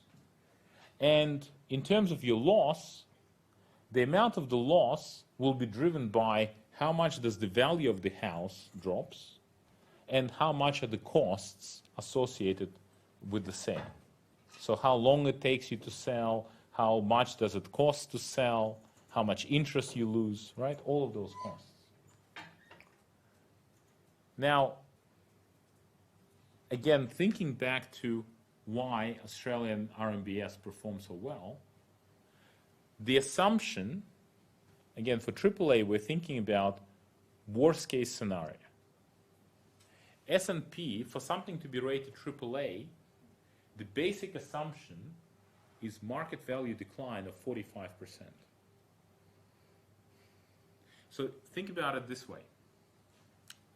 If you were to create a benchmark securitization, then for something to be rated AAA, it should withstand a default rate of 7.5% and a fall in the house prices of 45%. So if 7.5% of loans defaulted and house prices fell 45%, AAA bondholders should expect to get full interest and full principal. That's how you get a AAA rating. And we can actually see how that works. We will see how that works. All right. So, and this is the Malaysian example, right?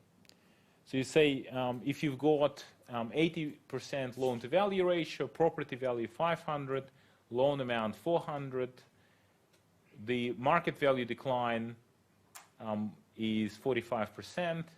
The loan amount is 400, so you lose 125,000. Let's assume you give up 12 months of interest, that's 32,000. Fixed costs are 8,000, variable costs are 5,000. Your total loss is 170,000. So that means you lost 170,000 out of the original loan amount of 400,000. So you lent 400,000, you lost 170,000. That means your loss severity is 42.5%. Right? So in this case, 42.5% loss severity. So sorry, this is the Malaysian example. So in the Malaysian example, you end up with a loss severity of 48%. So the numbers actually align relatively close. So if we say that the default frequency is 7.5% and the loss severity is 42.5%, then how much is the actual loss in the portfolio? The actual loss in the portfolio is 3.19%. Right? So the expected loss for AAA, the expected loss equals to default frequency times loss severity. So in our case, we expect default frequency to be 7.5%, and if default happens, we lose 42.5%. So that means we expect to lose 3.19%. So our bondholders can expect to lose 3.19%. What does it mean? That means, remember, we are saying that AAA case, they shouldn't lose anything. The expected loss is 3.19%. That means we need to provide cover of at least 3.19%. We need to provide credit enhancement of at least 3.19%. And if we do, then we would expect no losses to AAA bondholders. That's the concept of the calculation. So you try and work out what are the expected losses in the worst case scenario. Based on that loss, you provide sufficient amount of credit enhancement. Right? How do you get that credit enhancement? Could be loan mortgage insurance, could be subordination, could be other ways to do it. Okay. Does that make sense so far? So in terms of the benchmark loan, okay? Please ask, because that's kind of all other calculations will now build on this benchmark case. Everything else we do is built off this basic benchmark case. To be rated AAA, what's the expected default frequency? What's the expected loss severity? Make sense? So can I understand, actually the recovery rate for the senior charge investor should be 3.19? So the loss rate, if there is no protection, if there was no protection whatsoever, then investors would expect to lose 3.19%. So if we were to have the most basic structure, so if we ended up, and I'm really keen for you guys to understand this, right? What this says is, if you securitized 100 million of loans, right? So if you securitized 100 million of loans, and from these loans you issued 100 million of RMBS,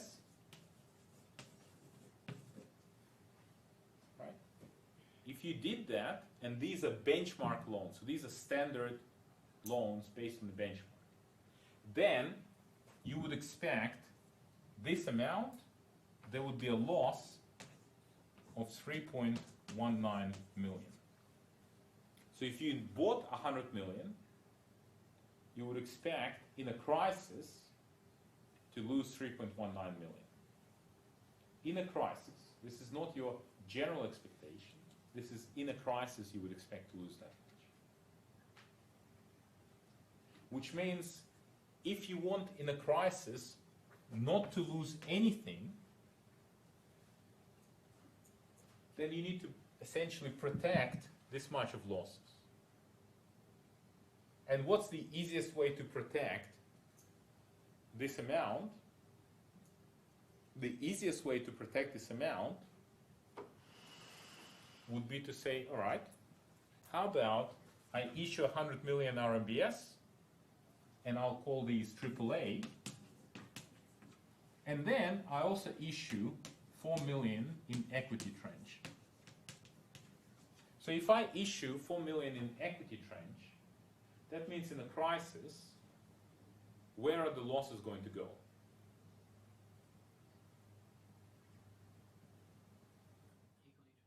Equity tranche.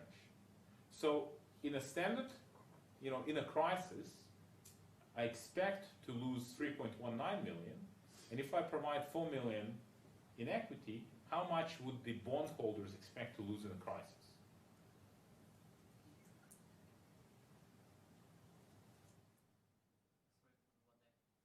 How much the bondholders would expect to lose? Zero. So if I issue these equity tranche, then in a crisis, bondholders expect to lose zero. And if bondholders in a crisis expect to lose zero, what's the rating that I can give to these bonds? AAA.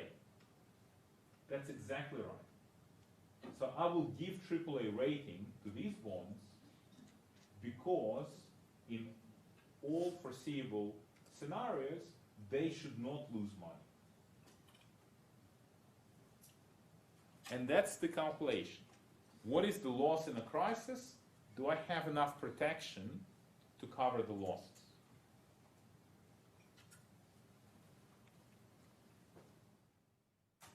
Okay? So, if this is for the benchmark loan, then when you look at an actual transaction, you're just comparing the data for the actual loans to the benchmark. And you make adjustments. So S&P does the adjustments by way of multipliers. You look at the benchmark. If your actual loans have a particular characteristic that's better than the benchmark, then your multiplier is less than 1. If the characteristic is worse than the benchmark, then your multiplier is more than 1. So for example, if you have LVR of 65%, you may have a multiplier of 0.9, which means that your default frequency will be 6.75%. And if you have LVR of 85%, you might have a multiplier of 2. So, I found an example, and this is an example of an actual transaction. It's a very old transaction. I think it was one of the ANZ Bank's transaction in New Zealand, right?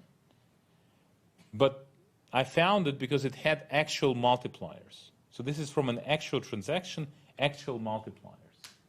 So they said, all right, well, the borrower employment, not everyone was a full-time employee, so the multiplier was 1.26. LVR, multiplier 1.23, a little bit too concentrated, so the concentration multiplier 1.24. Not everything got verified, another multiplier, and the arrears levels are a little bit high, so another multiplier. You put all of those multipliers together, so your starting point was 7.5% for the benchmark portfolio. Put all the multipliers in. For this portfolio, your actual default frequency is 19.34%. And that's how you work it, of the benchmark having adjusted for all the other factors. So what are some of the things you can look at? Right? You can look at your debt to income ratio, you can look at loan servicing performance, employment, property occupancy, right? What's your history of repayments? You can look at the type of mortgage, right? Type of rate, seasoning, LVR, and we talked through a lot of these factors already. And then what could impact price decline? Property type, so for example, units are more volatile than houses. Commercial property is more volatile than residential property. Location, there are some suburbs that are more stable, other suburbs that are less stable. During GFC, prices fell. If you looked at the map of Sydney, if you looked at the map of Australia, prices fell primarily on the outskirts of Sydney. Right? And we're talking about like way outskirts, kind of around Penrith. Penrith, or Blacktown, during GFC, they were the areas that suffered the biggest price falls. Property value, again, during GFC, it was the ultra premium properties that fell the most. So anything kind of above, say, 3 million. Those fell a lot, but properties around under 1 million, they actually remained relatively stable because people wanted to buy something and they couldn't afford really premium properties. And the type of ownership. So there are some different types of owning, but right now we pretty much all have Torrens title. So again, coming back to the Interstar example, they took into account all the other factors as well, and ultimately, for the Interstar example, they said the default frequency for AAA was 27%, the loss severity was 42.7. So if you multiply those two, right, your credit support required, so your expected losses in a crisis, was 11.6%. Right? So if you multiply 27.1% on 42.7, you end up with 11.6. So AAA trench, right? So for a AAA trench, it required support of 11.6%. So if you wanted to issue AAA bonds, you needed to provide 11.6% support. And how did ANZ achieve this support? 8.5% of support was provided by loan mortgage insurance. So they purchased loan mortgage insurance. Right? So if you subtract 8.5% LMI, how much is left? 3.1. Right? So you need another 3.1% of support for AAA. Right? So how do you provide support for another 3.1%? So what Interstar did is they issued 4% of the value of the loans in AA minus notes. So therefore, they issued 4% in AA minus notes. So what does it mean? Well, it means if you are issuing 100 million of AAA, then you've issued 4 million of AA minus, and that gives you 4% support required.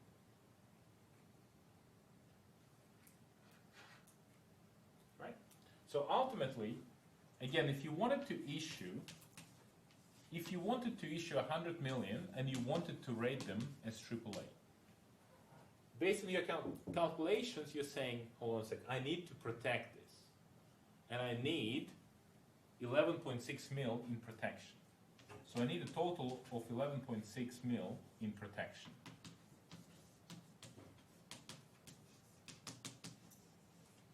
And how do I get this 11.6 mil in protection? For the Interstar case, they got 8.5 mil in LMI. And then to get the remainder, they said, we don't want to just 3.1, we'll give more. We'll give 4 mil in AA minus.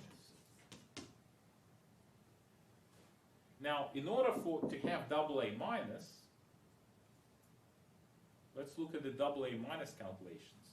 For AA minus, the default frequency is 22.2, the loss severity is 33.9. So the credit support required is 7.5%. So in order for you to issue AA minus, they also need protection. How much protection they need? They need 7.5% of this amount. You get LMI 7.3. So you only need 0.2% protection, 0.2% of 4 million. And how do you get protection to the AA minus tranche? You issue equity. So therefore, you can issue equity, so 0.2%, so 1% is 40,000, right?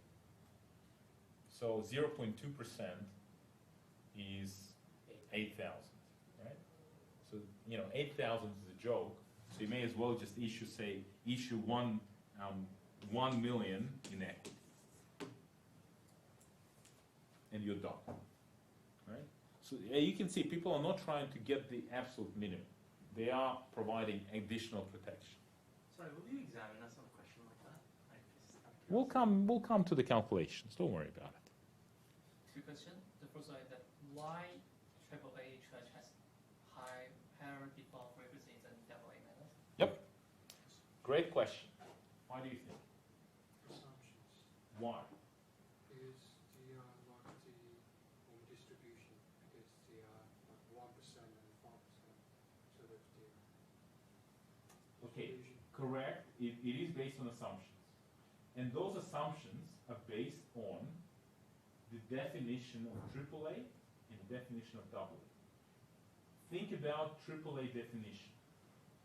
If you want something to be rated AAA, it means you don't expect losses even under the most severe scenarios. So under any foreseeable scenario, you don't expect to suffer losses. AA, the losses, you expect a bit more losses, right? So in other words, the scenarios are narrower. It's not so much confidence level, but for something to be rated AAA, you're essentially saying, worst case scenario, no losses. For AA, the scenario is not, remember, for something like BBB, you're saying you don't expect losses provided the conditions remain favorable. For BBB, if there is a large loss, if there is a bad scenario, you do expect losses. But for AAA, you're saying even worst case scenario, I still don't expect losses. So that means the assumption about the scenario to not have losses. For AAA, it's the worst scenario. For AA, the scenario is not as bad. For single A, the scenario is even more favorable. For BBB, the scenario is like almost, just a little loss in value and just small default. Because exactly the assumption is, it's only BBB if you don't suffer losses in favorable conditions. Yeah, clear. One more question. Why don't divide it by 11.6% from non-mortgage insurance? Why by need? Generally speaking, because you could, theoretically, but loan mortgage insurance is expensive, right? and you still need to have more than one tranche. By definition, it's only securitization if you have more than one tranche. So you will always end up with more than one tranche. And investors actually want AA minus. Not everyone wants AAA. There are people that want a slightly riskier asset. And it's only slightly risky asset. It's still AA minus. But theoretically you could. You could do everything with subordination. You could just not have LMI. Or you could theoretically do everything with LMI.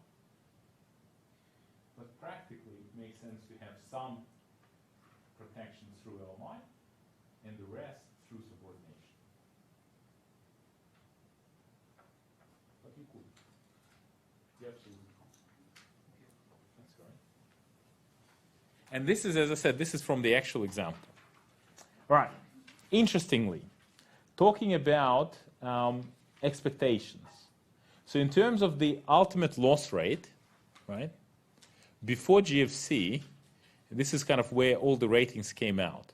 So before GFC, I think this was a JP Morgan, Bank of England analyzed JP Morgan reporting, and in October 2007, right, GFC is just around the corner, JP Morgan was assuming the distribution of losses like this. And by April, so 6 months later, if you looked at what they were now seeing and their adjusted assumptions, this was their adjusted assumptions of ultimate loss rate 6 months later. And you can see it's not just a little bit of a shift. The majority of the assumptions don't even cross over. It's a complete shift of assumptions. So again, this is assuming in a crisis how much the losses can be. Right? Worst case scenario of the assumption of the losses was not even the average loss during GFC. So again, interesting. Right. So let's try and structure a transaction. So in this case, we are trying to securitize, and we're trying to issue securities altogether of 500,000, right? 500 million. Our model loan is 80% LVR. The property value is 500,000. If there is a default, the costs are 12 months of interest, fixed costs of 8,000, variable costs of 1%. And then the actual assumptions that S&P apply. Default frequency for AAA is 7.5, for AA 6.2, single A 4.6, triple B 3.3. So this kind of goes to your question about the assumptions for different ratings. And also the market value decline. So the market value decline, 40% for AAA, 36 for AA, 30 for single A, 24 for triple B. So now, let's look at a base case scenario. In a base case scenario, right, so I've set it up as AAA, AA, single A, triple B. So I'm saying I want to do 4 tranches plus equity, so 5 tranches altogether. So in this case, I'm assuming the interest rate is 9%. So, I'm assuming very high interest rate. Let me work out how much money I expect to lose. How much money do I expect to lose? So first of all, my original property value is 500,000 everywhere, right? So the property value itself doesn't change. The size of the loan doesn't change. The first thing is, let's apply market value decline. So for AAA, we apply 40% market value decline. After 40% market value decline, what is the value of the house? So 500,000 minus 40% is 300,000. Minus the value of the loan means that we lost 100,000. Minus 12 months of interest, so 9% on 500,000 is 36,000. Fixed costs of 8,000 and variable costs of 1% of the value of the property. So that's another 5,000. So altogether, we've lost 149,000. 149,000 of the original, of the value of the loan of 400,000 means that our loss severity is 37.75. The default frequency is 7.5%, therefore we expect to lose 2.79% in a crisis. So therefore we need this much protection in the event of a crisis. And we can do the same, right? We can do the same calculation for each one of the trenches. So now,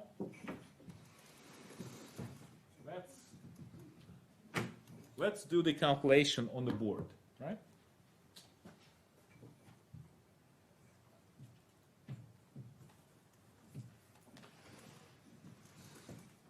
So let me just rub this off.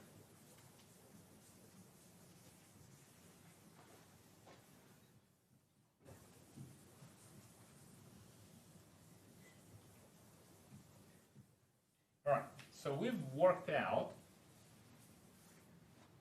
out the statistics for different trenches, right? So we've got AAA, we've got AA, single A, and triple B. And we've worked out the expected credit loss. So the expected credit loss is 2.79.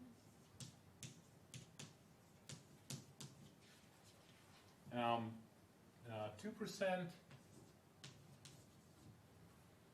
1.14, and 0.57. Okay. I need to get 0.57% protection for my triple B trench. How can I protect? Where can I get this protection from? By insurance? By insurance, so LMI is one option. And if it's not LMI, what else? Issue equity. How much equity do I need to issue?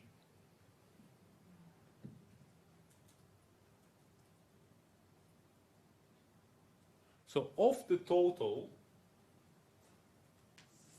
right? I'm trying to issue the total. And I'm saying that, you know, I'm looking at the triple B trench. Right, so I'm saying I want to issue this triple B trench and I need to get some protection. And protection will come by issuing equity. Right, so this is equity. This is triple B. How much equity do I need to issue in order to protect triple B? 0.57. Okay, I need to issue 0.57 of protection because that's in a crisis. In a crisis, triple B expects to lose this much. So therefore, I need to cover this amount of the loss. So for equity,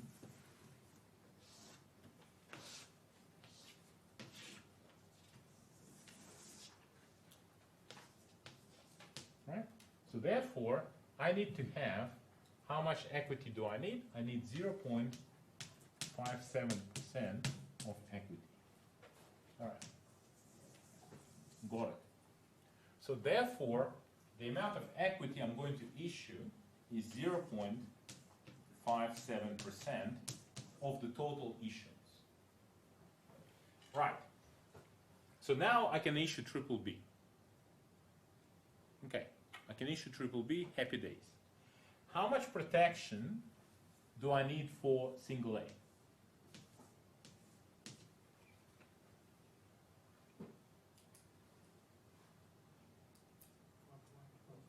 1.14%. So in order for me to issue, right, so I want to issue single A. In order for me to issue single A, I need to issue total protection. So total protection has to be 1.14%. Right? Question. How much protection do I already have?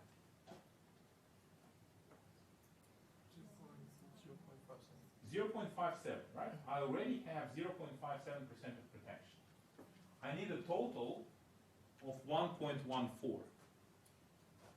So how much protection, so how much triple B do I issue? So what I need is 1.14 minus 0.57, right? And that actually happens to be 0.57. So the two tranches end up being the same. Okay, so now I have 0.57% here as well. Okay, so now I have sufficient protection to issue single A. Okay, happy days, I can issue single A. Looking at double A, how much protection do I need? 2%. So I need a total of 2% in protection. How much protection do I already have? 1.14. So therefore, how much single A do I need? 0.86, right? Right? Again, the total protection, if I want to issue, right? If I want to issue double A, the total protection for double A has to be 2%. I already have 1.14%. Therefore, single A is going to be 0.86%. All right. And now we come to our AAA. So the remainder is going to be AAA. So for AAA, how much protection do I need? How much protection do I need for AAA? 2.79. How much protection do I already have? 2%. Therefore, my AAA is going to be 0.79%.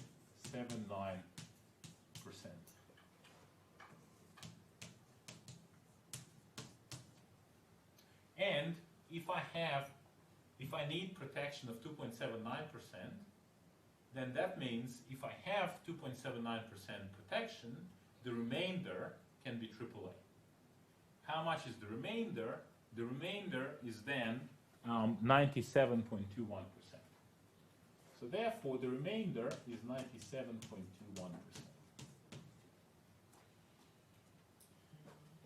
So if I want to issue a total of 500 million, right? If I want to issue a total of 500 million, then 97.21% of that amount can be AAA rated securities. 0.79% will be AA rated securities, 0.86% will be single A rated securities, triple B is 0.57, and an equity tranche of 0.57% as well. And this, ladies and gentlemen, is how we structure a transaction. That's it. It is actually not that hard. Now, as I mentioned, normally in Australia, we would have had just the AAA, AA, and the equity tranche. So pre-GFC, and we would have had a very simple transaction like that. In US, they would have had 20 tranches, up to 30 tranches. Right? So this is why, if you look at how securitization is covered in a typical textbook, the models you see and the calculations you see are fundamentally different to the typical transactions you see in the Australian market. And those securitizations present very different risks. Now, imagine that in this case, if in a typical structure, the Australian bank might say, all right, I'll issue 95% in AAA, right? Then I'll issue 4% in AA and 1% in equity. So in practice, they would issue a much more simplified structure that has over-collateralization, right? So you have over-protection. There was a very well-known transaction. Somebody was very keen to do a transaction just before Christmas because they just wanted to, get into a leaderboard, in terms of number of deals done or something. So there was like an urgent transaction that somebody wanted to do before Christmas. And we're talking about like the day before Christmas. And you can imagine the day before Christmas, nobody could be bothered to do the calculations. Nobody could be bothered to do the due diligence. And essentially the story goes, I wasn't party to that, but that's the financial market story, is that the rating agency said, listen, we don't want to worry about it. You want to do a transaction, 10% protection. And the bank said, yep, fine, done. So, you have this like 2%, 3% credit protection. There was this one transaction done on Christmas Eve that had 10% protection. Right? It was way, way, way overprotective, but nobody cared. Because ultimately, as I said, you have an equity tranche. Right? So ultimately, if you look at the balance sheet of the SPV, if you have 500, so you have total here of 500 million. That's 500 million is made up of 486 mil of AAA. Right? You've got 3.97 of AA, 4.31 of single A, and 2.85 of triple B, and you've got 2.85 of equity.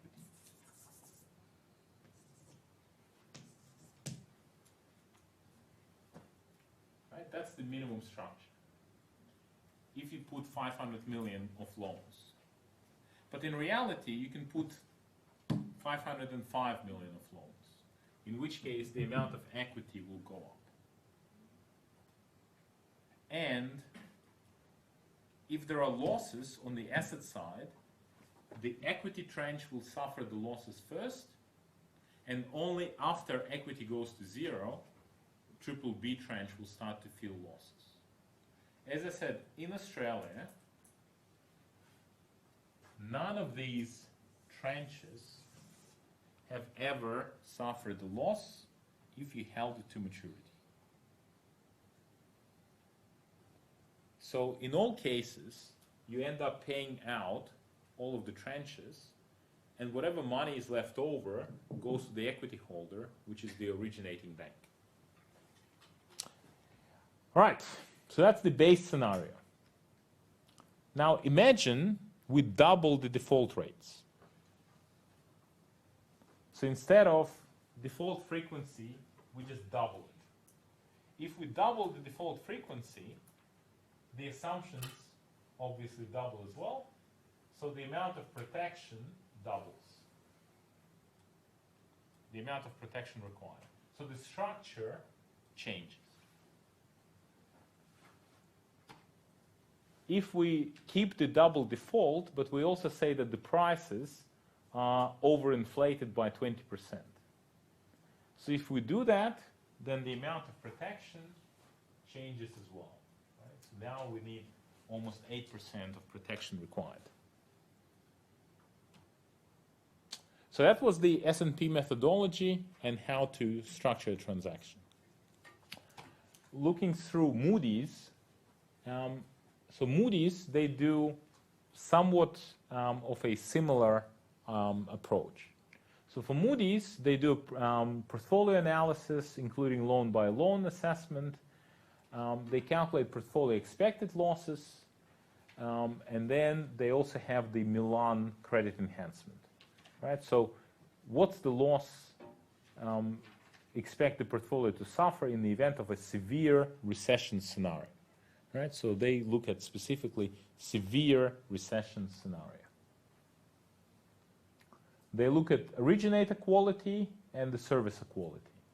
So how good is the origination process, how stable they are, and then how well do they manage the actual loans after you originate. Right? So, and what you do is you've got all of your data going in, you analyze the portfolio, right, based on your expected loss analysis, so taking into account all the economic factors. You analyze the specific loans, and then you combine them into distribution of losses. And this is the actual flow of analysis. Right? So again, step one is define country-specific benchmark loan and portfolio. So for Australia, what's the benchmark loan? What's the benchmark portfolio? Right. So that will then you've got default frequency, loss severity, and you calculate the base benchmark credit enhancement, subject to some minimum amounts. Adjust for borrower credit profile. Right?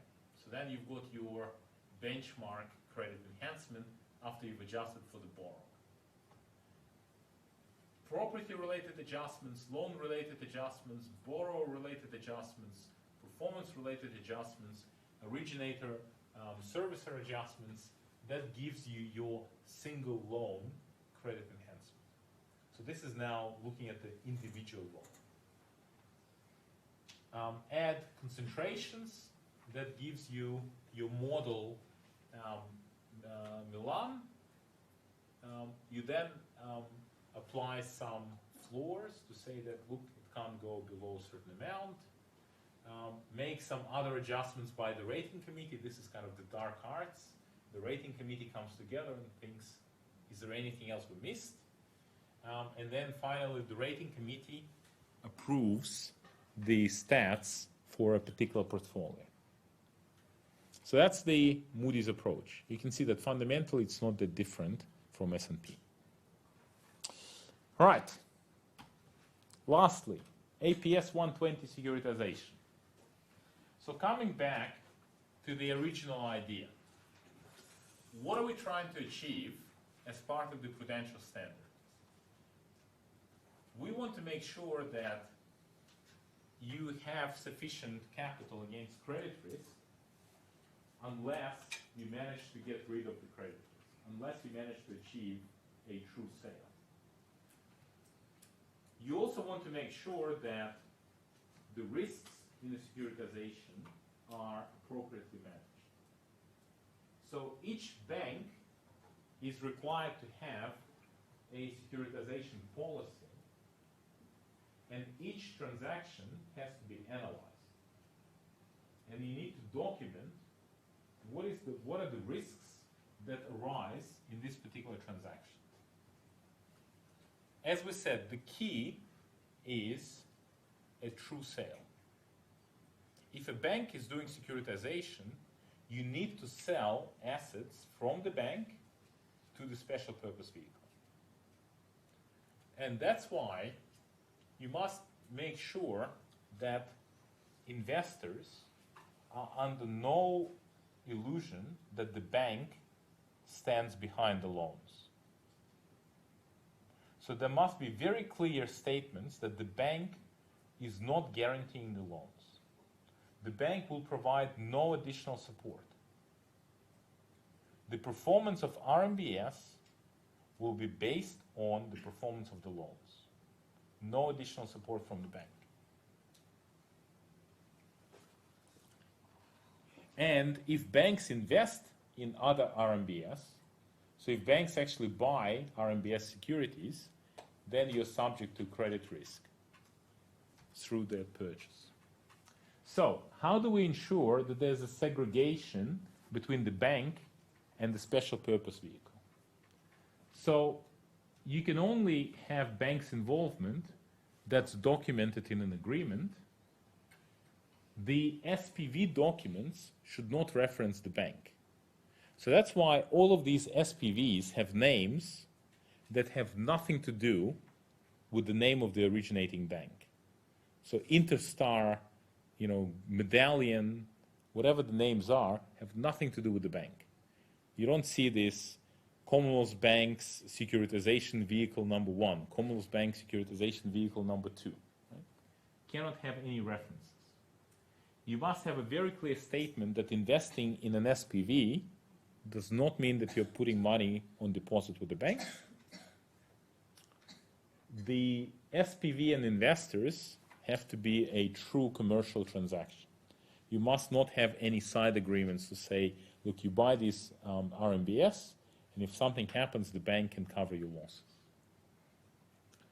The bank can only have limited number of directors on the SPV board. So the SPV has to act independently in the interest of bondholders. And you need to do a self-assessment.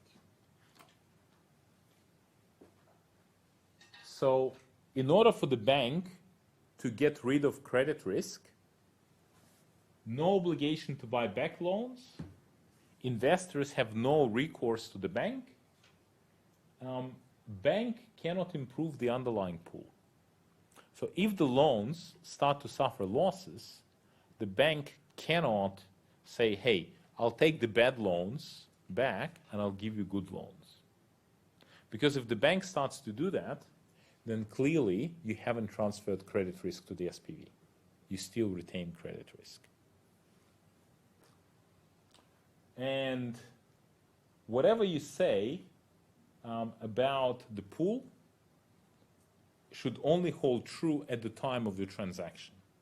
So you make statements to say, look, it's performing well, it only has 1% default rate, it's this LVR, etc. That's only true at the time of the transaction. It's not an ongoing commitment to keep the default rate low. And you cannot hold more than 20% of junior notes. So you cannot just issue AAA and then buy all the junior notes. You actually need to attract other investors.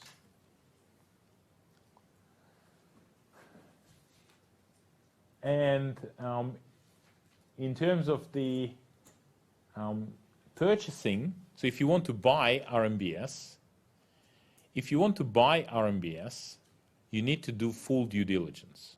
If you don't do full due diligence, then whatever amount you purchase will be a deduction from capital. Remember when we talked about the capital, minimum capital ratio, you need to do full due diligence.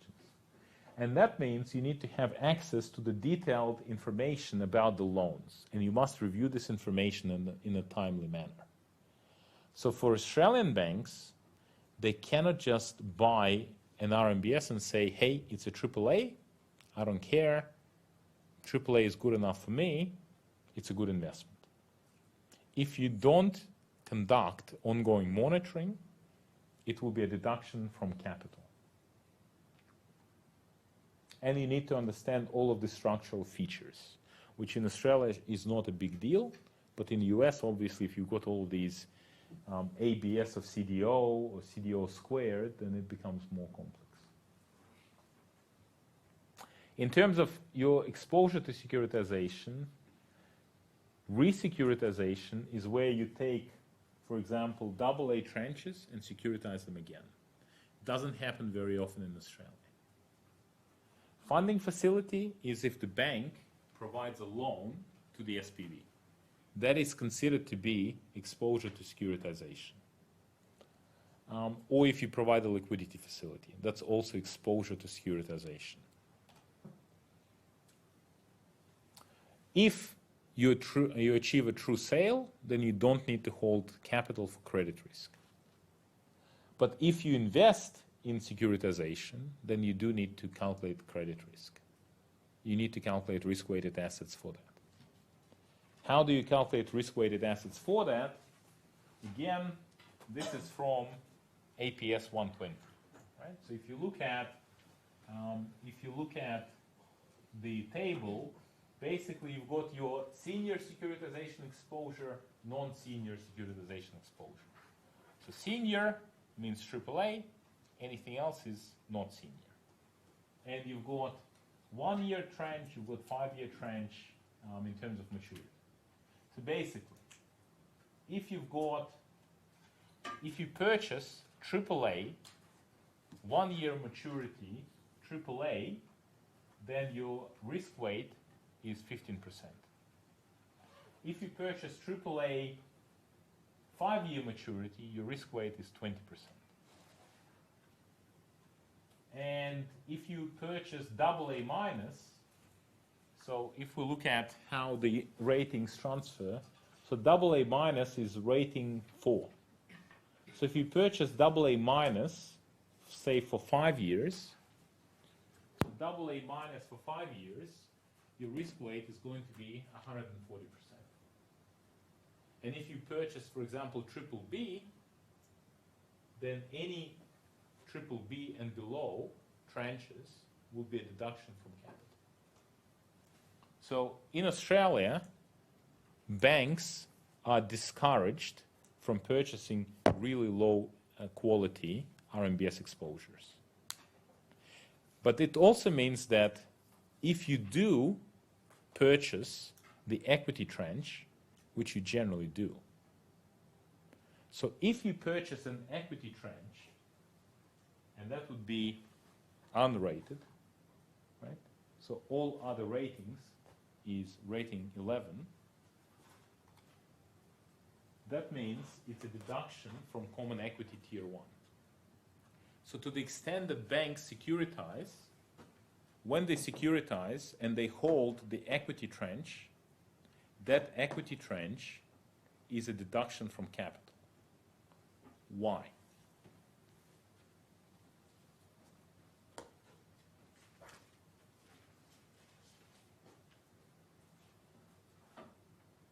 Let's come back to our concept of capital.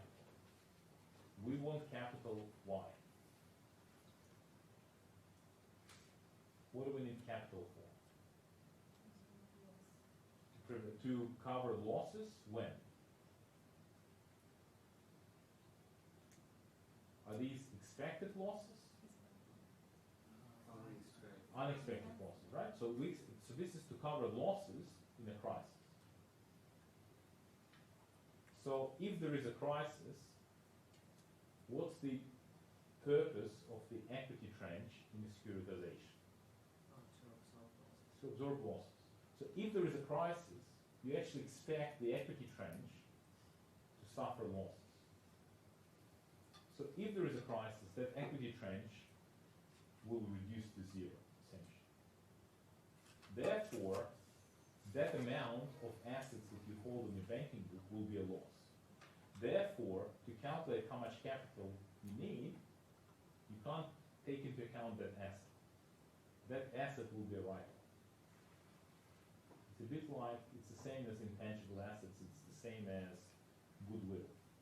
In a crisis, that asset will not be valuable.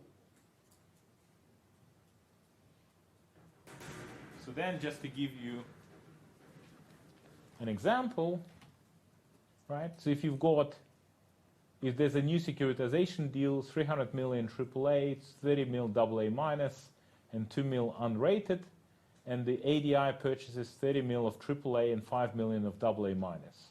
Calculate the risk-weighted assets and capital required, assuming 11.5% prudential capital ratio. So AAA 30 million risk-weighted asset, 1 year risk-weighted asset is 15%. AA minus 5 million risk-weighted asset is 140%. So that means you add them together, you end up with 11.5 million of risk-weighted assets multiplied by 11.5% prudential capital ratio. Therefore, you need 1.32 million of capital. So against the 35 million of investments. And that, ladies and gentlemen, is securitization. Thank you very much, and I'll see some of you tomorrow and some of you on Wednesday. Before I forget, I had a couple of questions about clashes for the mid-session. Right? So some people have a clash for the mid-session. If you have any issues with the mid-session, please submit special considerations online, and all of them go into a central assessment, and I will be drafting a supplementary, provided that the supplementary exams are granted. Okay? So any issues, please submit ASAP. Thank you very much. I'll see you in the next couple of days.